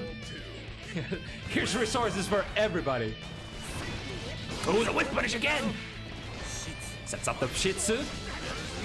Rygand realizes that was a little too early and that was gonna whiff. Going for a throw of their own. Momentum burst. Rygand returns it in kind. Doesn't want to get knocked down right here, right now. But it's gonna be a long, bumpy road. This is the worst situation I could ever imagine anybody being in an FT7. 6-0, down a round, no burst, no meter. Oh dear God, it's gonna be super. And I think Chip, despite the Japanese guts, Pokey is gonna make sure, even with the extra RC maneuver, get a couple of pokes in there. And just like that. What a god. The conversions, especially the footsies. You know, I'm more than anything here, I'm surprised that Pokey was just able to find the big counter hits at neutral. The 5 heavies, the 2Ds, all the right buttons, it seems like. But I mean, you gotta of course cut some slack for Rygand as well. This is a project in motion, and we are talking about a player who plays a different character as a main. So and Anji factor, let me tell you, the Anji factor is real. A lot of us, especially when we don't have a whole lot of experience against Anji on a particular character, it can get quite tricky. You know what Anji's gonna do, but it's not that simple. The timings are difficult. You gotta thread the needle and hit your timings, lest you're gonna get counter hit into 300 damage and get 2-tapped out of the game. But yeah, to not take anything away from Pokey, excellent performance. Definitely one of the rising stars of our community. Pokey has improved so much for the past, 6 months, 9 months, a year. You could say that for a lot of, players who come from intermediate backgrounds, but the sage wisdom, when you play the game actively, when you devote a lot of time in the game, you get better at it. There's no two ways about it. That's how it goes in the world of fighting games. But that was the last game of the evening. Whew. The last couple of games were so hot that I didn't even notice that we're done. I was ready to cast some more. Let's see if we could dump you guys on a different Guilty Gear stream. If there's any cool Guilty Gear Strive action going on at the moment. We got Exert action, actually. Well, actually, I could send you to Exert stream as well. Sable is hosting Guns N' Roses at the moment, so not quite Strive, but the humble origins of our fair game here, if you are interested in that, from one of the still active European TOs of the Exert scene. All right, but you know the deal. If you want to sign up for next week, same time, 5 p.m. CET, join my Discord for sign-up sheets, as well as info, or if you just want to, in general, engage with the community. All right, that'll be that from us. Thank you so much for playing. Thank you for watching. Thank you, everybody who were associated with making of these amazing FT7s. All right, till next Sunday, stay safe, peace.